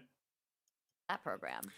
Game Camp, it's really an amazing program. It is a way for us to provide mentorship and access and support to people who are early in career and are interested in getting into working in games, but might not have access to it because either where they are, where they live, they're not in a big hub city. So Game Camp really starts with this idea that the tagline has become extraordinary talent resides everywhere. So even though somebody might, again, not have direct access to it, doesn't mean that they don't have great ideas about making games. So it started fairly small, but it's all the people on our teams, right? And they put in extra time above and beyond their day jobs to come together and really provide this structured mentoring sort of system where we run it like a camp. It's just the best name for it. So we get the campers together. They will come together. We work with cities and locations and give us space to work in, and they'll form teams. They build games. They get feedback and advice. The really cool thing is that if you're in Game Camp, you might hear about game coding from one of the people that works on something like Forza. You might hear about game design from somebody like Todd Howard, right? So you get that exposure and that access, and then they're really guided to work in teams and put together a product. And some of those teams have gone on to actually form professional game teams. They've shipped games into ID at Xbox. They've shipped them elsewhere. We've had some of those folks that go through Game Camp come and work on our game teams. It's really fantastic. And I like, there's the old kind of cheesy saying, but like camp is for the counselors. And I think the people on our teams, the folks on our teams, really also get a lot out of it because they're putting in extra time and they see that there's people that have interest interest in games and a passion for it. And all they really needed was a way to get started, a way to get going. And we've done this in so many locations. We've done it in Detroit and New Orleans, in Belgium and Africa and Sweden. And we've really, gone around the world to do this. And we've kind of got it turned into a program to the point that this year, we're going to be doing a game camp in Minnesota in partnership with Best Buy. So they have their Best Buy Foundation, and they're going to come in and help us with sponsorship, and they're going to help organize it and really help rally the community. It's such a big part of game camp too, is the location matters. So I'm excited. I think it's a great validation of the program. It's a great reflection of our teams leaning in, as you said, because upcoming emerging developers, it's such an important part of who we are. And it's just an amazing opportunity for people that are really early in career to get access to things that they might not have otherwise. And that talent really does exist everywhere. Yeah. Well, we're getting close to our time here. I think they're going to kick me out, not you, obviously.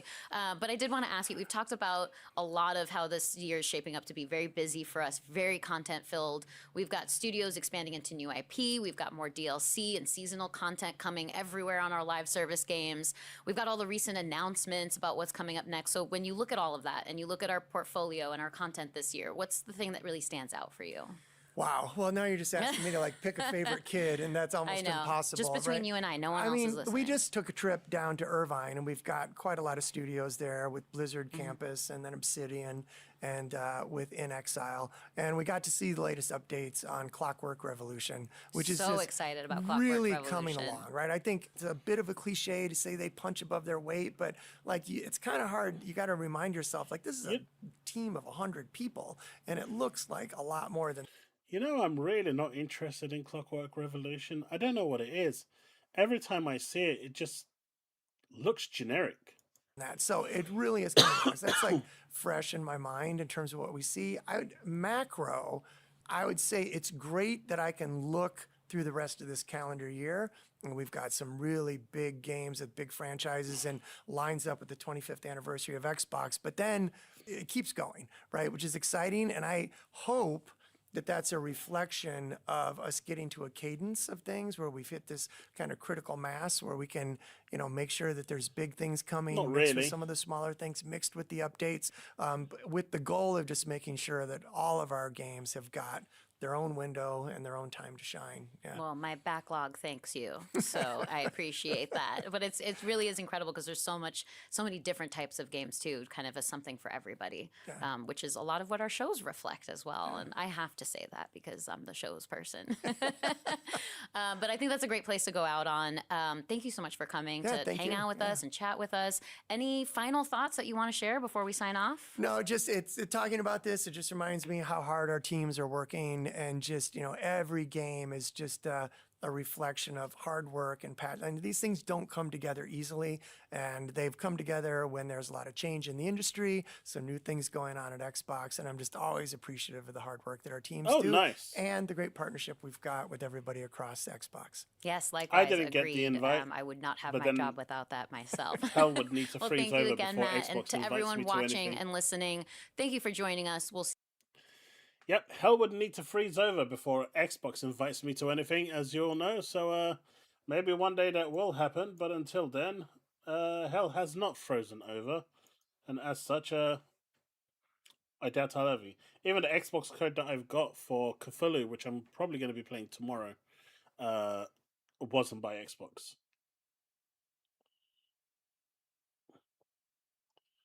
But hey, you never know. Hell might have freeze over. It could happen. Right? One day.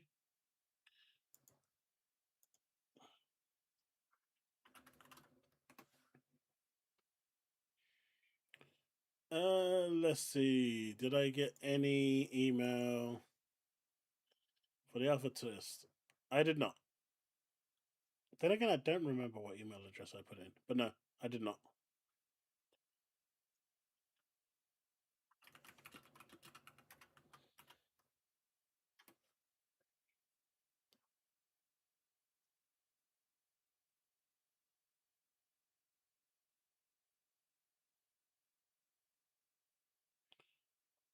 Stacia? What the hell, Stacia?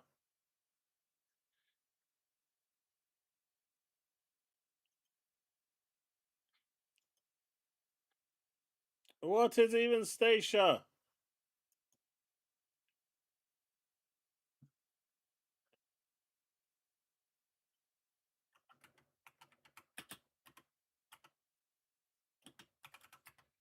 It's okay though. I'll probably get Saros, so that should be fine.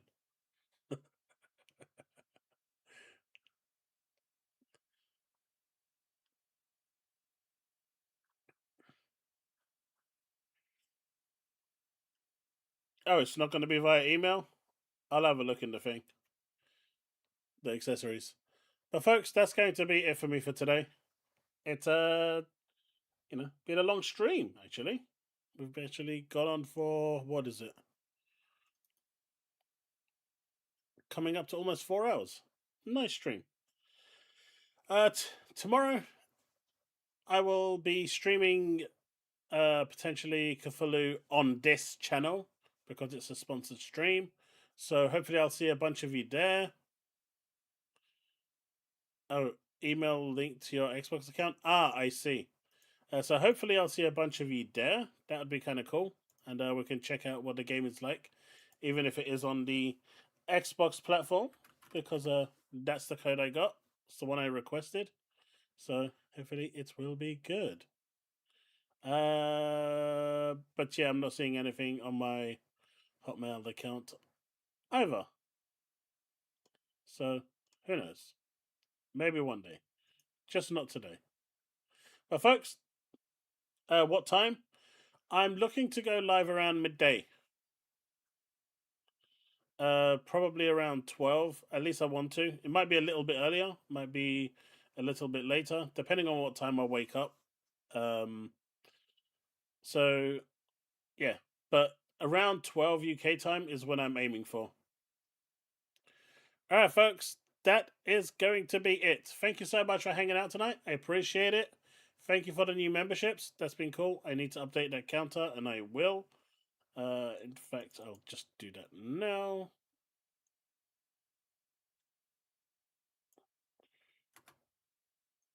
Done. And I will see you all next time. Peace out, folks. 7 p.m. Go away. Have a good night, folks. Peace out. Remain legend.